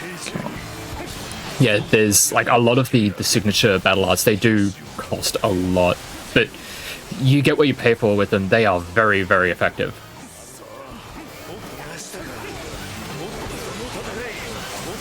Alright. Get a little bit of farming done. I did see that we got a lance, so wonderful.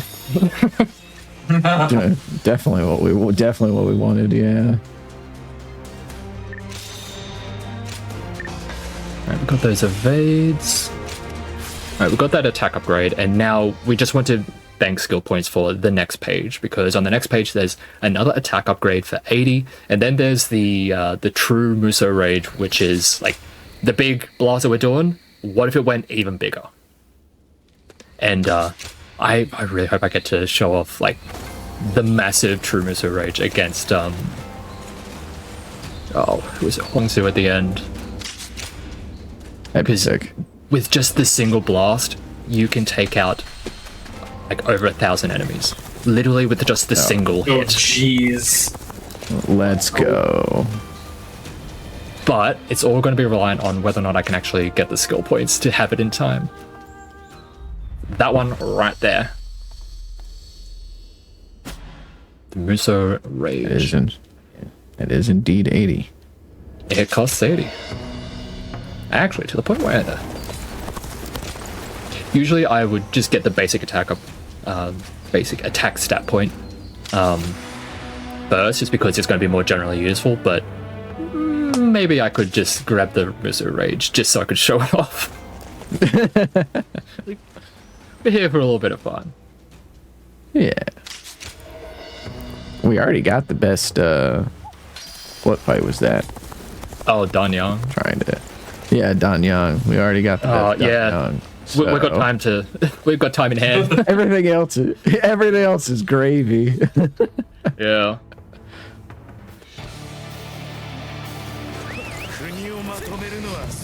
Alright, so this is one of the stages where there's a few of them that we have to do where we have to take out literally everyone. It literally says the mission objective is defeat all enemy officers. So we are going to have to defeat all enemy officers. So trying to find an efficient way to kind of weave through all of the stage to get all of them, it's been weird. And trying to find ways to give allies opportunities to take out enemies so that we don't have to. Sometimes they just don't want to cooperate, though. Right, this base right here, we are going to actually help out Chengpu take it ahead of time. Usually we don't want to be, like, we don't really need to be taking care of these bases, but we do for this one, purely because by taking care of this for Chengpu, he's going to get to the next base quicker, which is going to allow him to take out one of the officers so that I don't have to deal with it. So like the few extra seconds there, it's really nice and easy with the wheels because, as you can see, like the AoE on it is ridiculous. Those few extra seconds means I don't have to travel all the way up to the north again. I can just down the center. I'm going to use the attack wheel here because we're going to be needing it for a bit. Usually a lot of the usage of like this strength pills to get like that little extra boost. Usually I want to be using them on like the commanders or like the stage bosses. But sometimes it's used to cool a spear, thank you. Sometimes I use them to just speed up various mechanics of the stage. And it's kind of similar here where we're just trying to clear out as much as possible with the time that we have with the pill. So we have those few, we have a few here.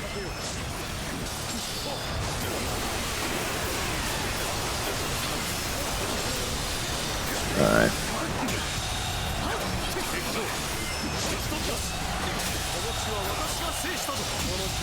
Nice. They've been very generous. Give me a staff. I'm actually going to use this because it is now grade 6. We've got the final grade of weapons that we can get for this run. We can go a little bit higher if we go into New Game Plus, or the higher difficulties, but for what we have now, that's what we got. That's what we're going to be working with. And the staff is perfectly fine to be using. The names over those guys' heads don't show up yet because they are in ambush waiting, but we know that they're here. Oh, never mind, we got a Podao. Even though it's like, it said the number went down, it's still better to be using the Podao because functionally it is just so much better. Like, you can take a little bit of a numbers drop as long as it's still in the same grade. Because this thing is just going to just clear through this. And it's a grade 6, so I can use this for the rest of the run. I am happy. This guy has a very generous execute range. It's actually closer to around 50% that this guy will go down from, which is very generous.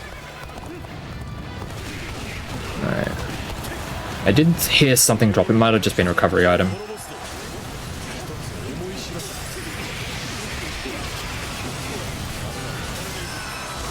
one thing that's really nice about these charged up strong attacks is that because it's like a really wide sweeping arc, don't mind saying it that way, because it's a wide sweeping arc, it hits a lot of things, so it ends up building up a lot of bravery back at the same time, which allows you to do more Clear Flames, and which allows you to just set up more charged strong attacks. It kind of just all works together really nicely.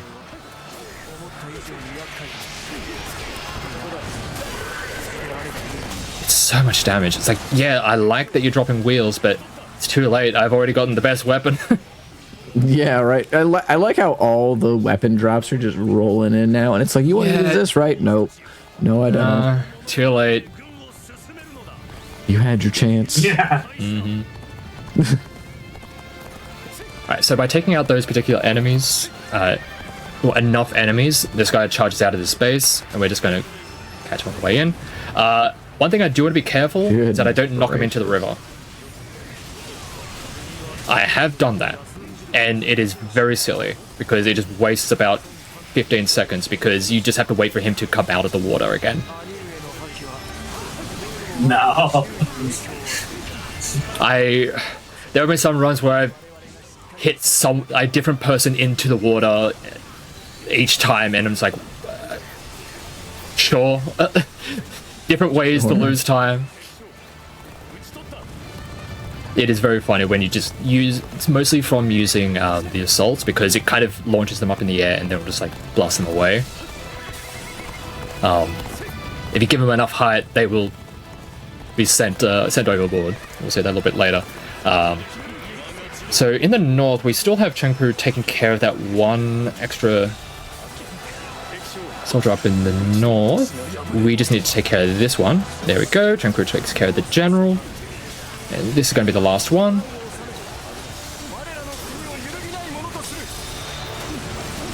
And there we go. That's the stage taken care of.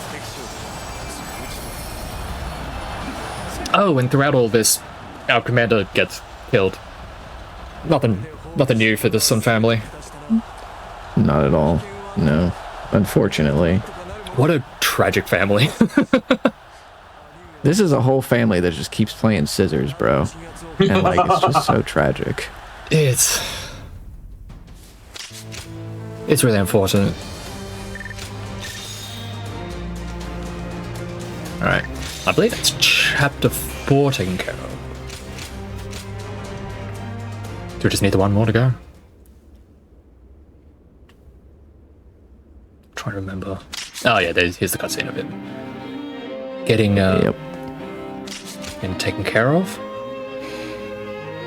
And again, like I was talking about earlier, where the true endings for Wu are so much harder to do from a new game standpoint compared to the others. Because like in both of the for Wei and Wu, there are 2 different stages that you need to do a specific thing to be able to like alter the fate to get to the true ending. The ones for Wei, it's more just a puzzle that you have to solve, that you have to do things in a particular time. For Wu, both of them are just huge stat checks, which is rough to do from a new game. So it's not necessarily faster to do to save Sun Tzu. For like true ending, that one's actually quite a bit longer, but saving Sun Jian would definitely be faster if we could do it in a new game standing. But in New Game Plus you can do it, and one thing I found, I did a couple of New Game Plus runs, it is over an hour faster. The entire run is over an hour faster than New Game. It's wild. There's so many things you don't have to do. You don't have to be in the menus all the time. You don't have to be talking to everyone to get all the training missions all the time. There's so many little things that just add up. And also the fact that you just like one-shot everything. Everything, yeah. Because you're using the way of Warriors Game Plus. Using Lubu's weapon, and you have a parry that just deletes health bars. Alright, we can get through this without getting it. You kind of look at a group of enemies and they just disappear. Yup. Right. That gate you can open without getting interrupted like right away, but very often what happens is what we're getting here, where we get interrupted once and there's a lot of enemies around. But fortunately, you clear up enough space and you have allies to take care of it. And for this stage, we're just going to do a big lap around the castle, because on the minimap, it's real small, but you see in the top right, there are some crossed swords. That indicates that an enemy wants to duel. And if we cast our minds back to a previous stage where we used a duel to create a bit of space to open a gate, that is exactly what we're going to be doing here. There's more than a few enemies over there, but by taking the duel and winning it, we can clear out a lot of space for us to get that gate open. Whereas all the other paths into the castle they're occupied. there's a lot there.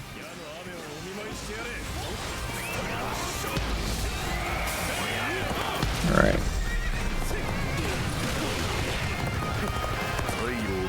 Also, another thing that's really nice in New Game Plus, because you have red hair, like there's the base red hair, which is Lubu's horse.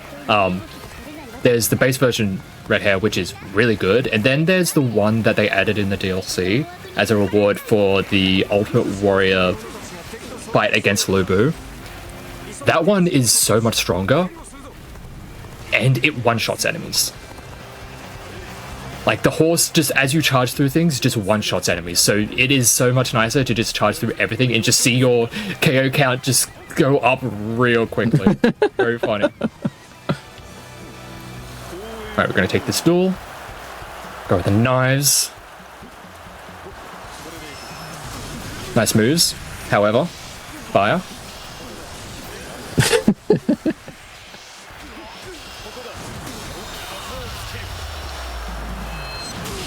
Yeah, you can see the Podao is like pretty good in like so many different ways. For duels, for general wave clear, for one-on-ones, there's not a single fight where the Podao is like ill-equipped. Alright, let me make sure they're not going after my allies. I think we're good. Oh, a spear, thank you. Too late. A day late and $1 short there. Yeah. Alright, so to get past this next gate, what we're going to do is we're going to drop down here. I said we're going to drop down here. We're going to charge to this gate here. We're going to open it up, because not only is it going to like demoralize everyone around here, but it is also, he's going in a different direction. Where are you going? Usually, it's supposed to draw him closer to the front, so we have a lot more space to work with. But it seems they've been drawn at least enough to the side to give us the space that we need. Nice.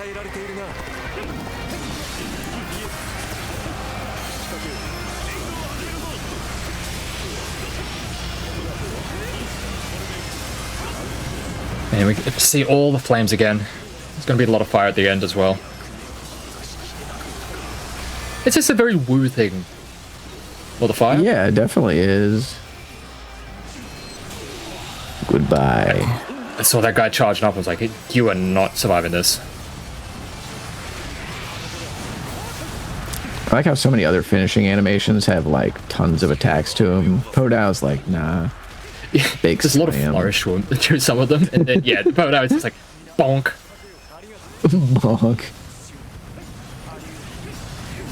The execute animation for the halberd, Lubu's weapon, is like really cool, because he kind of parries with what, like, it turns into bare knuckle boxing for a little bit, and then he just blasts sick. with the, he kind of parries a kick and just does all this other stuff.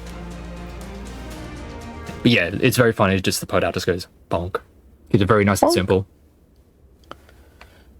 And that jump that you did on the horse, by the way, that was like just to specifically avoid like enemy aggro for as long as possible, right? Yeah. Like I wanted them to aggro closer to me, like as I was opening that gate, so I could create a bit of space behind them, but they decided to go in a completely different direction. It was a little weird. Right. How nice of them. Yeah. This next stage is actually pretty short. We don't really have to do all that much. We just have to get on a boat and have a little bit of a boat ride. Before we do that, we are going to quickly refill them. Strength pills. And that should last for the rest of the run, so we don't need to buy any more. Alright, so for this one, we're actually going to help out some of our comrades. Ling Tong and Ling Cao, their plan, or their mission for this fight, is to attack from the rear via the river. We are going to help them out. And we are going to hitch a ride.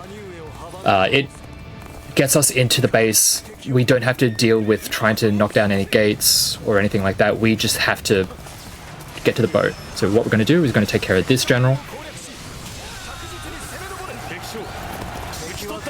Okay, that one. We're going to take care of this one over here as well, because they are the ones who are guarding the ship.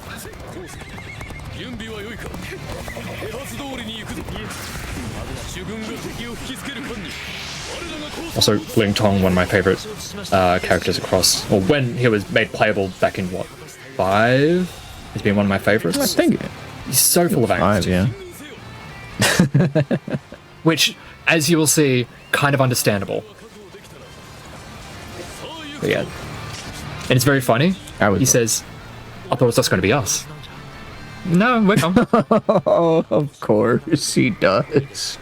I forgot about this line. It's like, everybody's sure, I suppose. The Wanderer is so irresistible to everybody. Zhao Yu on his horse has some issues. They're a little bit antsy. They get this. You good, bud? I don't think he's meant to be on his horse on the boat as it's moving. Oop, knock that guy into the river. Good luck. And yeah, this is just a very clear open path into the enemy main base.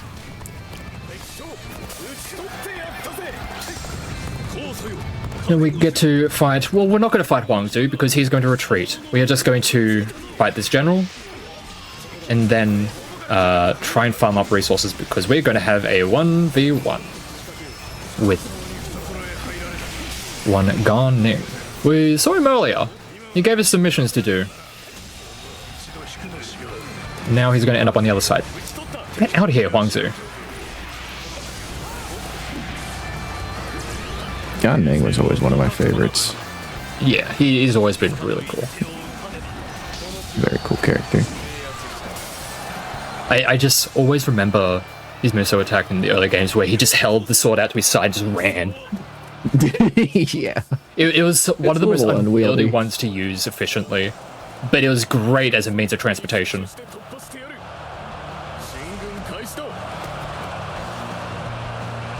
Alright, so Ling Cao, Ling Tong's father, is going to chase up the Huang Zu and is eventually going to die to Gan Ning. This upsets Ling Tong quite a bit. Understandably. What upsets him even more is that eventually we're going to recruit Gan Ning, so they have to work side by side. Again, understandable angst. It's like, what do you mean I have to work with my father's killer? It's absolutely understandable angst. Alright, come on. And Gan Ning here is actually quite powerful. And I did not need to attack into that.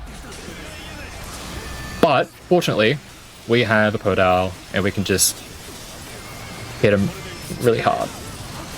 And really not give him much of an opportunity to do all that much. He was winding up an attack, but not having any of that. He is going to go into rage, but that's fine, because, again, we have fire, and oh my god, I'm sorry that is really tough to look at. He forgot where he's at, man. He's in Podao Town. Yeah.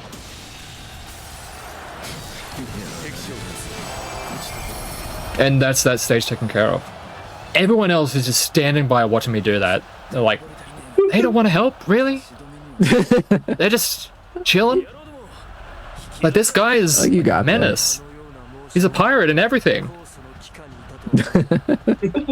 Did you hear the bells?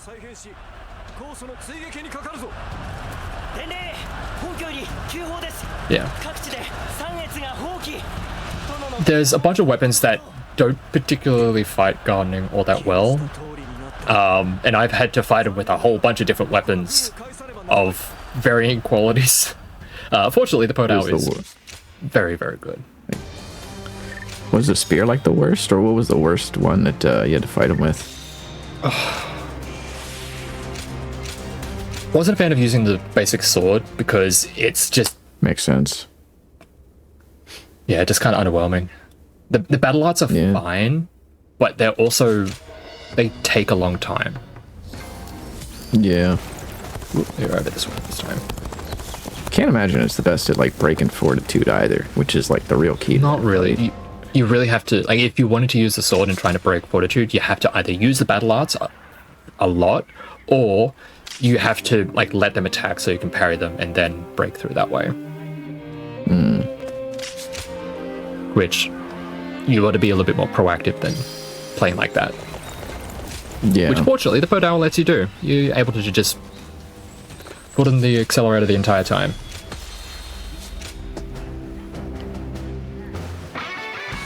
Alright, this is the last of the stages where we have to defeat everyone.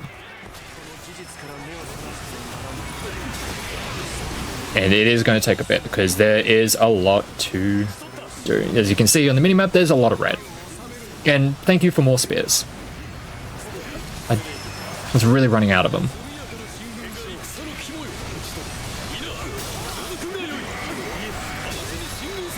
The game is just trying to tell you to use spears, you know?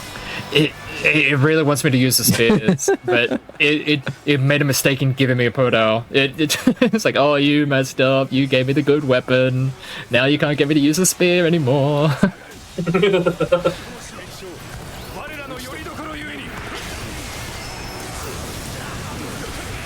But I do need to get enough experience onto a weapon so they can actually get the next page of skills, because I was talking about, oh, we can use the True Miso Rage, but we need to get the next page to actually unlock it, and that requires us to get, I think, just one more level, which I'm a little bit behind on that. A lance? Right, I'm going to use the strength pill here because we're going to carry this over to this base that we want to actually take as quick as possible, because if we let this base go for too long, enemy reinforcements are going to start pouring out of it, and that's just going to slow things down. We just want to take care of this.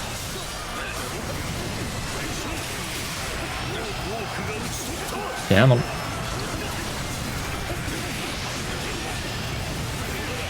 A bow?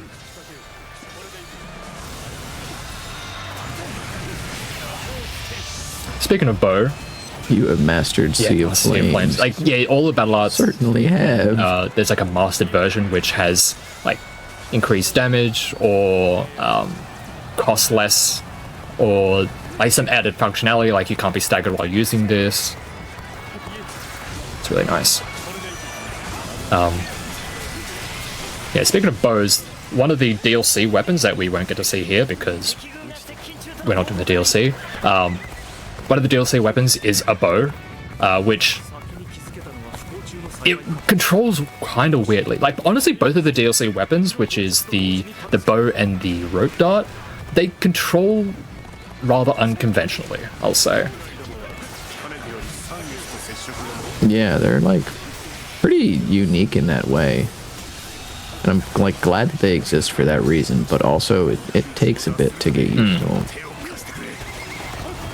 I'm kind of hoping we get more weapons down the line, because like you see those giant clubs that people start throwing around, I wouldn't mind if we could actually use something like that, or even like the knives that people you see some of the Oh yeah, generals are they're using. nice.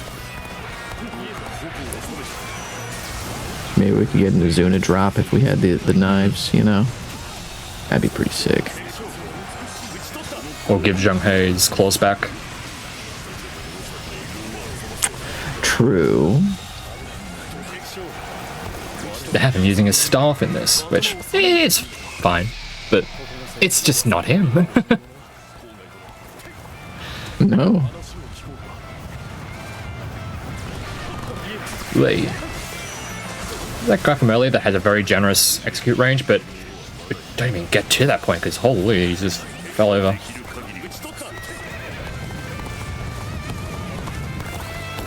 It may look like a bit of a nonsensical traversal of this stage, just going all over these places, but it's been reasonably consistent in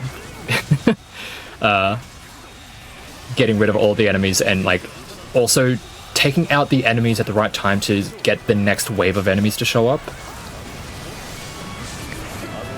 Alright. Because we needed to take care of those was one of the groups of enemies that we needed to take out to help our allies get to an ambush point in time so that they can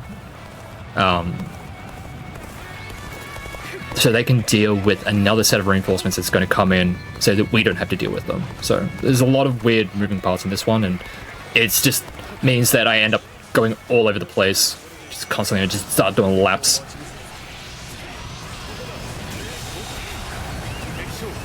Alright. So very soon we're going to have their reinforcements come in the southwest, and then at that point the enemies are going to start charging out of their base, which is nice for us, which means we don't have to chase after them, or we don't have to try and break into the base ourselves.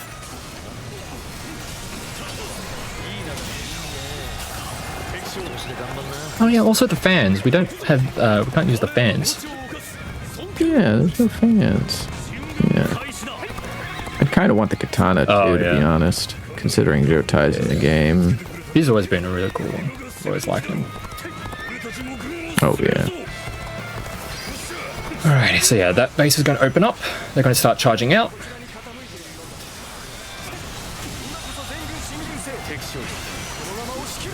I'll make my way through, just shoulder charging my way through. Don't mind me. Whoa. Yeah, we just need to take care of these last few enemies, and then we're going to get brought into another door to close out the stage.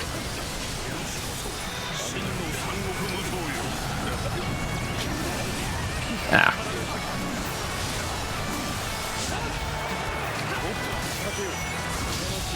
There we go. So I do want to be holding on to some of my bravery so that when we get into the duel, we are going to have at least a few Sea of Flames to let rip.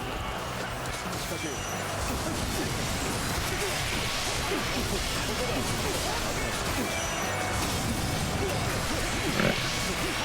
Get back here.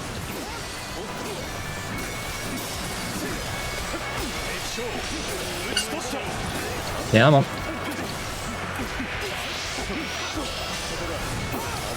God, it's so nice that you can just interrupt those with just normal attacks instead of having to use the interrupt moves. That is also another thing about the Podal. The Sea of Flames counts as one of those moves that has the property of interrupting special attacks. It didn't need it, but it also does that. It does everything. So when they're glowing, like usually a lot of weapons will have to use the palm strike, which is like that little punch to interrupt. Sea of Flames does that for you. It has all of it. And it's on every tick of the flame, right? Yeah. Well? Or is it just like... Okay, yeah. Pretty sure, yeah. Nice, got the execute. And now we're going to head to the south. Bonk. Because we're going to have the duel with our compatriot. We'll kind of storm a little bit earlier, but not much. Come on. He's essentially fighting us to set us on the right path. He doesn't believe that the path that we are taking is the correct one. Like, surely the Sun family isn't, like, they aren't the heroes of peace. Why are you helping them? And he's trying to help us rewrite the path. And we're like, no, trust me, this is how we want to be. This is the fastest route, so we're in the right path.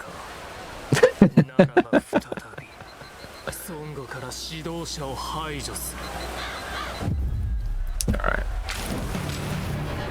It's really funny, like this scene right here, like it shows you whatever weapon you're using, so whatever weapon you're holding, it just sometimes looks rather comical.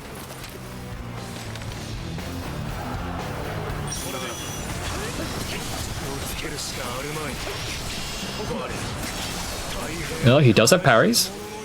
How about I interrupt you with some fire? Nope. I did take a hit, but it doesn't matter because that charged attack just kind of erased it and then added a little bit of extra. Quick fight.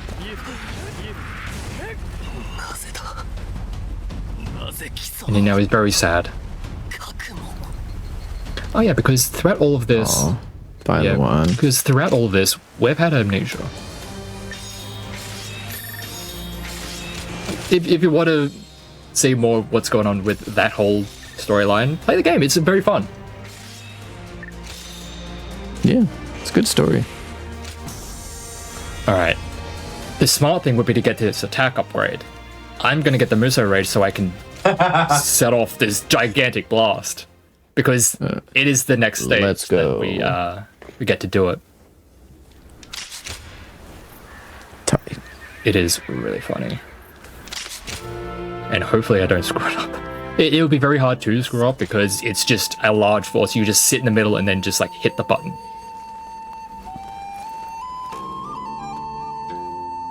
But we'll get there. So we only have 3 more stages left. And they're actually not too bad in terms of like the functionality of them. They're pretty straightforward. The last one, there's a few moving parts you have to kind of work around with, but it's not too bad. Or it's not like the one we just did where we have to maneuver around the whole map several times over to try and take out everything. It's a little bit simple. This one is very simple. All we need to do is open up a gate to the enemy castle, and that is going to force the enemy commander to charge out because they realize, oh no, they're making their way here. I'm not going to just sit around and like die like a chump. I'm going to charge at the enemy. But fortunately, it is very easy to open up one of the gates because there's going to be an unprotected gate that we can take care of. The only kind of wrinkle in that plan is that up this path, we have logs. And hopefully, they don't send them in some weird angles. Nah, we're fine. Ah, you nearly got me. So yeah, we are just going to set up our... It's right here. We don't need to actually go into the castle because Wangzhou is just going to charge out right here to the front of this castle. Let me just... Okay, just a little bit of crowd surfing, don't mind me. So yeah, he's going to show up, or he's going to charge out, and he's going to be right here. So in the meantime, I am going to do a little bit of farming of resources so I can actually get to that true rage.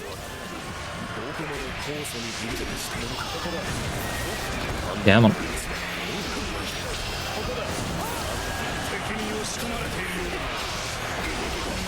Yeah, we're being pushed back. There's no reason to stay on the defensive, so he's just going to charge out.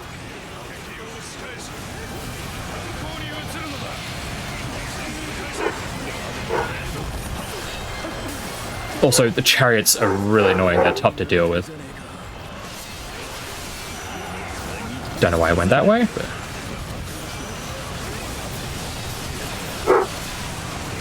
Not sure. Right. They're more chariot charging. We love the chariots. And they went right past you. All right, sure.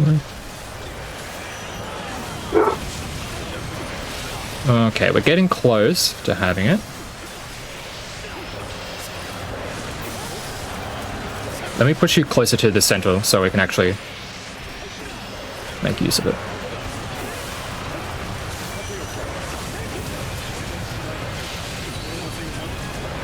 All right. Let's see how much we can get with this one. Let's do it. Where is everyone?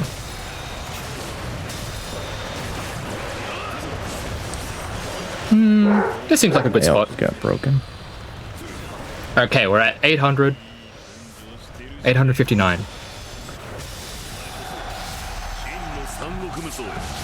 Oh my god. That it's effective. It's very effective. Legit just over Yeah. 1,000 enemies gone in the blink of an eye. It's absolutely wild. Where did you go?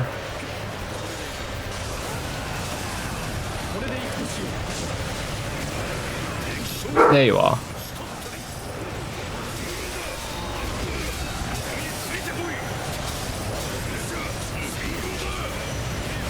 Oh, jeez. Stop that, please.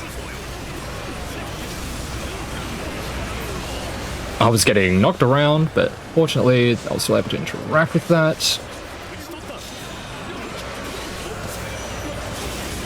I'm like, surely this is going to take care of it. Surely. At this 2100. At this point, we don't really need to do much more farming. Oh my god, I didn't realize how much KOs I'm getting. Gosh. Yeah. It's a big lot. army. What can I say? Also, we don't really need to be doing any farming because I'm pretty sure I got enough skill points from that one alone to get the attack upgrade that I postponed just so I could show you that. Very nice. Now we're on to the final two stages. There is quite a bit of talking in like dialogue between now and the next stage because it's the part where Shu and Wu are getting together. They're doing all their negotiations and forming the coalition and getting everything all set up for the big fights. So there's a decent amount to talk about. Or at least for them. Right, so we've kind of exhausted most of how the run functions. I'm trying to think if there's anything else that we haven't really covered in regards to the run. I mean, the only thing I was really going to touch on was like we kind of ignored the tactic system for the most part, but you used it like once. But the tactic system, like that you can get like abilities for your soldiers to use, but it's just not really relevant. Probably because of all the big like animations, I assume. Yeah, like they do take quite a while. There are a few, like as you said, there was like one or two times where we would use it. Once for the first time that it kind of shows you about dramatic success for the tactics, and then there was a couple of times where there's one enemy that you're able to get like a nice morale drop on them with them, but yeah, it's not the most efficient to try and route in because yeah, they do take quite a bit of time, and the payoff just isn't particularly worth it. There's some of the other tactics that you can unlock that would be very useful and are quite useful in New Game Plus if you get to use them. If something still manages to survive throughout New Game Plus, you do have some tactics that can clear things out quite nicely. Very cool. Kind of like on a similar vein, in the speedrun, it kind of seems like your soldiers are almost there just to open doors for you, and like obviously there's like other battles going on the map, but those don't really seem relevant in the speedrun. Like, are those like super impactful in casual play? A little bit more, yeah, because usually you're not just completing the stage in like about a minute. So the longer the stages go on, there's more chance of those fights being impactful, like allies falling, morale going up or down, depending on the outcomes of various fights. So yeah, like we don't give the stage much room to breathe, so those kinds of things can happen. Yeah. Similar, like, case in point, this one is like if you're playing this casually, there's quite a bit that's going on with it.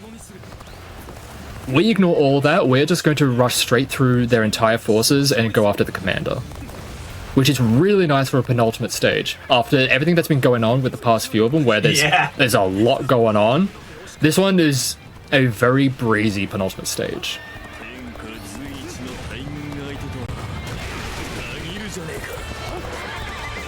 Excuse me. And I'm trying to time the charges with moments where I'm running through a lot of enemies, because as you can see, they can body block you a little bit. But if you're charging, they're just getting hit.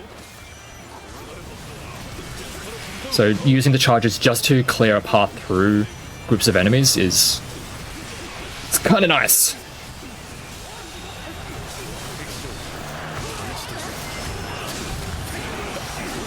So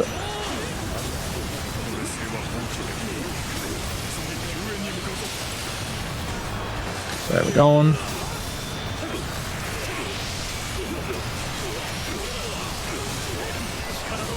Get one assault in.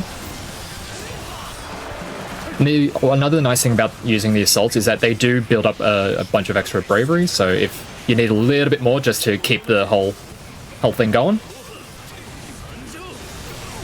it does give you that little bit of extra.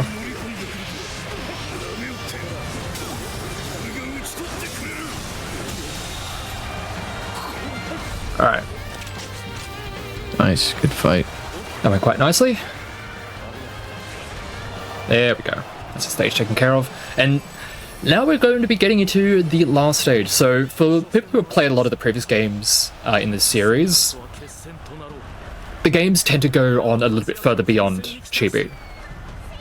They usually go to like Wuzhang Plains, to a much more definitive end.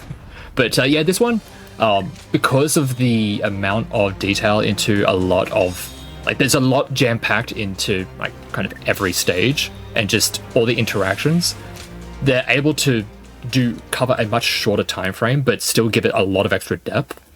So yeah, this game covers a much shorter time frame compared to a lot of the previous games in the series, which I'm fine with. They've said that they're gonna do more, so I'm happy.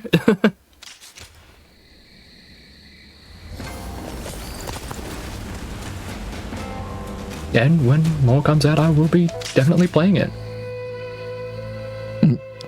Yeah, same. I just wonder what they're gonna change, if anything, like with the combat system or anything. How are they gonna expand on it? It's like where I'm at. I already think it's like they've nailed it with the combat system. Yeah. Air juggles next time. Ooh. Interesting. Go full fighting game, yeah. Yeah, buddy. Have the duels just be like actual, just go full fighting game for the duels. That would be cool. It just changes to like Soul Calibur briefly. Now that would be sick. But here we are on our final stage. The way this one is going to play out, we're going to have to take out a particular set of enemies to spawn in an extra set of enemies, after which we will take them out, and when we're taking care of them, Cao Cao is going to bring his main force, or the main fleet, to the front. We want to be bringing the fleet to the front as quickly as possible. We can ignore the grand fire strategy that is the intended like way this stage plays out. We can ignore it, because what's going to happen is when we drop Cao Cao's health down to 50%, it is going to automatically complete it for us. We don't have to worry about it. We don't have to worry about, like, he's saying that we need to be our eyes and on the wind and making sure that we are sending the signal when the wind changes. That happens automatically. We don't have to worry about that at all. makes it really nice. Alright, so we're going to ignore this first general. We're going to take out Wen Pin. This level took me quite a bit of trial and error to figure out what is the trigger for the next like state of this stage. So like what is like taking out what enemies is causing the extra reinforcements to come in?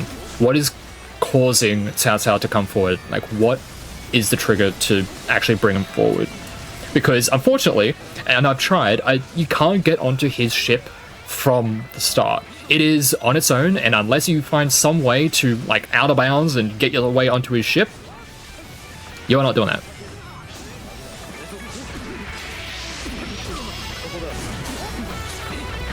Come on, Sheng Liao. Interrupt. Take care of you. Then we're going to take care of these two. When I take care of Yu Jin, that is when the next wave of reinforcements are going to come in, and they're going to spawn in on our side of the map. Hello.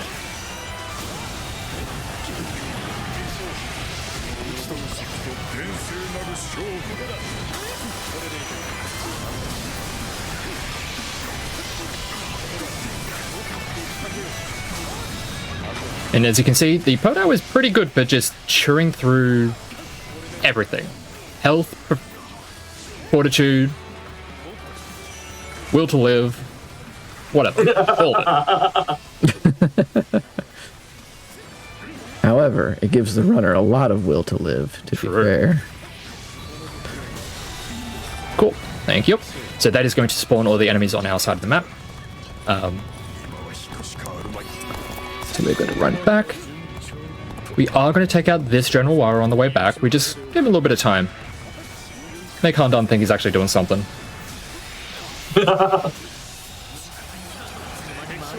You did it. Go get him, champ.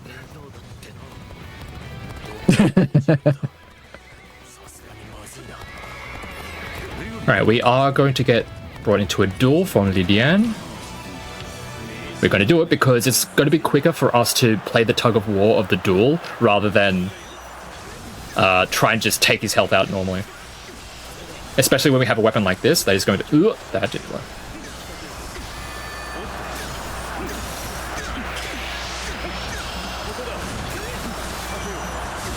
Come on, there we go. Because it is also going to demoralize this guy and make it so much easier to take care of him. Right, and from this point on, what is going to trigger Cao Cao bringing his fleet forward is taking out one more officer. And that officer is going to be over here. It's going to be Du Shi because he's the one that has the lower morale and therefore the lower health. And once we take care of you, Cao Cao will be bringing his fleet to the front. There it is. Now is our chance to press the attack. They're going to come to the front, and we are going to hit them with everything we have.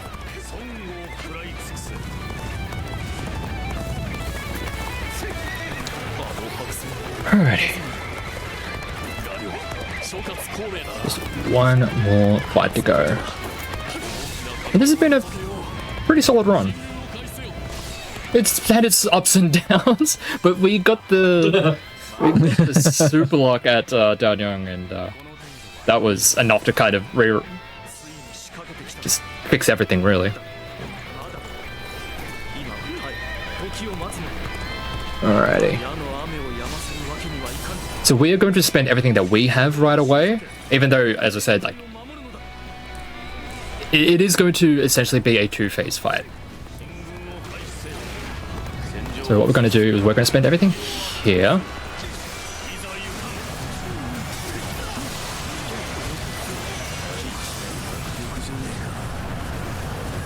Ooh, we took some hits there. That's fine.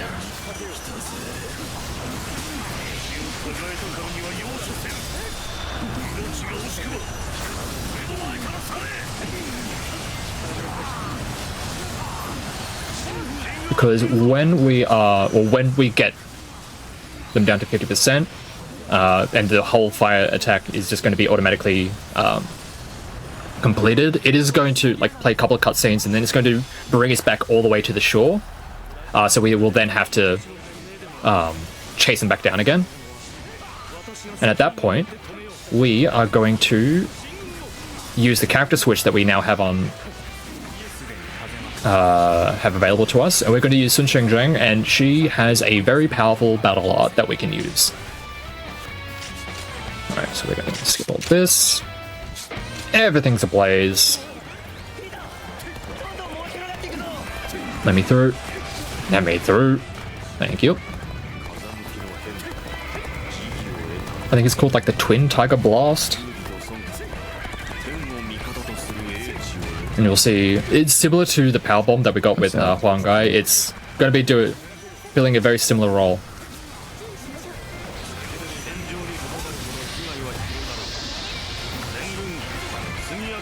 Alright, where are you?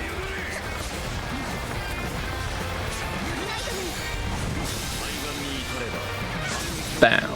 Oh, Jesus Christ. Flashbang, sorry. Oh, jeez.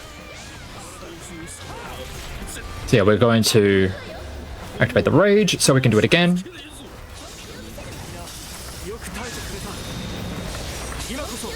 And one more for good measure.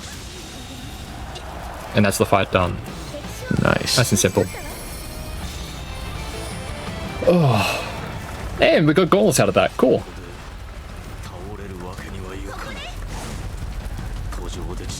And that is essentially the end. I'm not gonna lie. I thought you were gonna say that. SSX was gonna be power bombing somebody. I would pay good money to see her power bomb Cao Cao. I'm not gonna lie. Be very funny, and I would love to see that. Yeah, that is essentially the end of the run. We just have to get through some cutscenes, the credits, and that'll be us done. But I guess I'll get to shoutouts and stuff like that. So honestly, firstly, thanks Church for having me on and letting me show off this 4-hour run on a time like this. I was not really expecting to have a time slot like this, but I'm very much appreciative of that. Thank you, Cosmic, for coming along for the ride with me with this one. It's been a lot of fun. Oh yeah, absolutely. Thank you. You put a lot of work into the game, and it's awesome. Yeah, super happy to have you here and have you showcase it. It was, it was a bummer when you couldn't do it in January. I've been excited to see you do this since then. So, really glad to have you. Appreciate it. Yeah, it was definitely a bit of a blow to not get to do it back in January, but it is. I just really enjoy this game and this series in general. So being able to show this off has been like so much fun, and I hope everyone who has been watching has been enjoying it. It's been a lot of work into this one, so I'm glad you'll get to see the results of all of this routing and all the ugliness that can sometimes come along with this run because of the and time is coming up in 3, 2, 1. Time. GG. Oh, GG's. 356. Hey, under the 4-hour estimate. So, and it's just about on my estimate. So we'll take that. That was pretty good.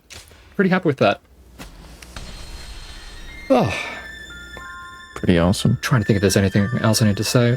If you want to see more of me doing this, I do speedrun this quite a bit. I'm usually on at the opposite time. We started this at 9 a.m. my time. I'm usually starting my stream at 9 p.m. So if you want to see me doing more of this, just flip the time from AM to PM and you'll be able to find me at Geo Phoenix. Pretty much the same name everywhere. Yeah, apart from that, I believe that's it for me. But again, thanks for having me on. Yeah, thank you so much for being here. Cosmic, do you have any shout-outs you want to give? Anything you want to say before we go to the next show? I was going to say, just if you like Dynasty Warriors, you can always check out the Dynasty Warriors speedrunning Discord. Phoenix also has a guide that they wrote for this route for Dynasty Warriors Origins. It covers not only the any percent, but it also covers some of the shorter categories we have, like defeating Zhang Zhao, which ends at Chapter 1, and also defeat Dong Zhuo, which ends at Chapter 2. So if maybe this seemed like a little bit too much for you, you can always tackle those categories as like an entry point. This game is super sick. Really, really fun, and I would love to see more people on it. So yeah, that's all I got. Again, Phoenix, thank you so much for having me on with you. It's been a pleasure. Again, and like I said, to see how much work you put into the game, it is extremely impressive. So hats off to you. Appreciate it a lot. Yeah, this game looks super fun, and yeah, the routing that must have gone into this was immense. So huge props to you for running this. Thank you so much for showing it. You know, I've been excited to see this run for a while now, so really appreciate you being here. And yeah, thank you both so much. We do have more show coming up for you. We are going to take a quick break in just a few seconds here. We've got Passion Project coming up next, which is going to be Super Mario 64 done on both guitar and on the drums. Just before we go to that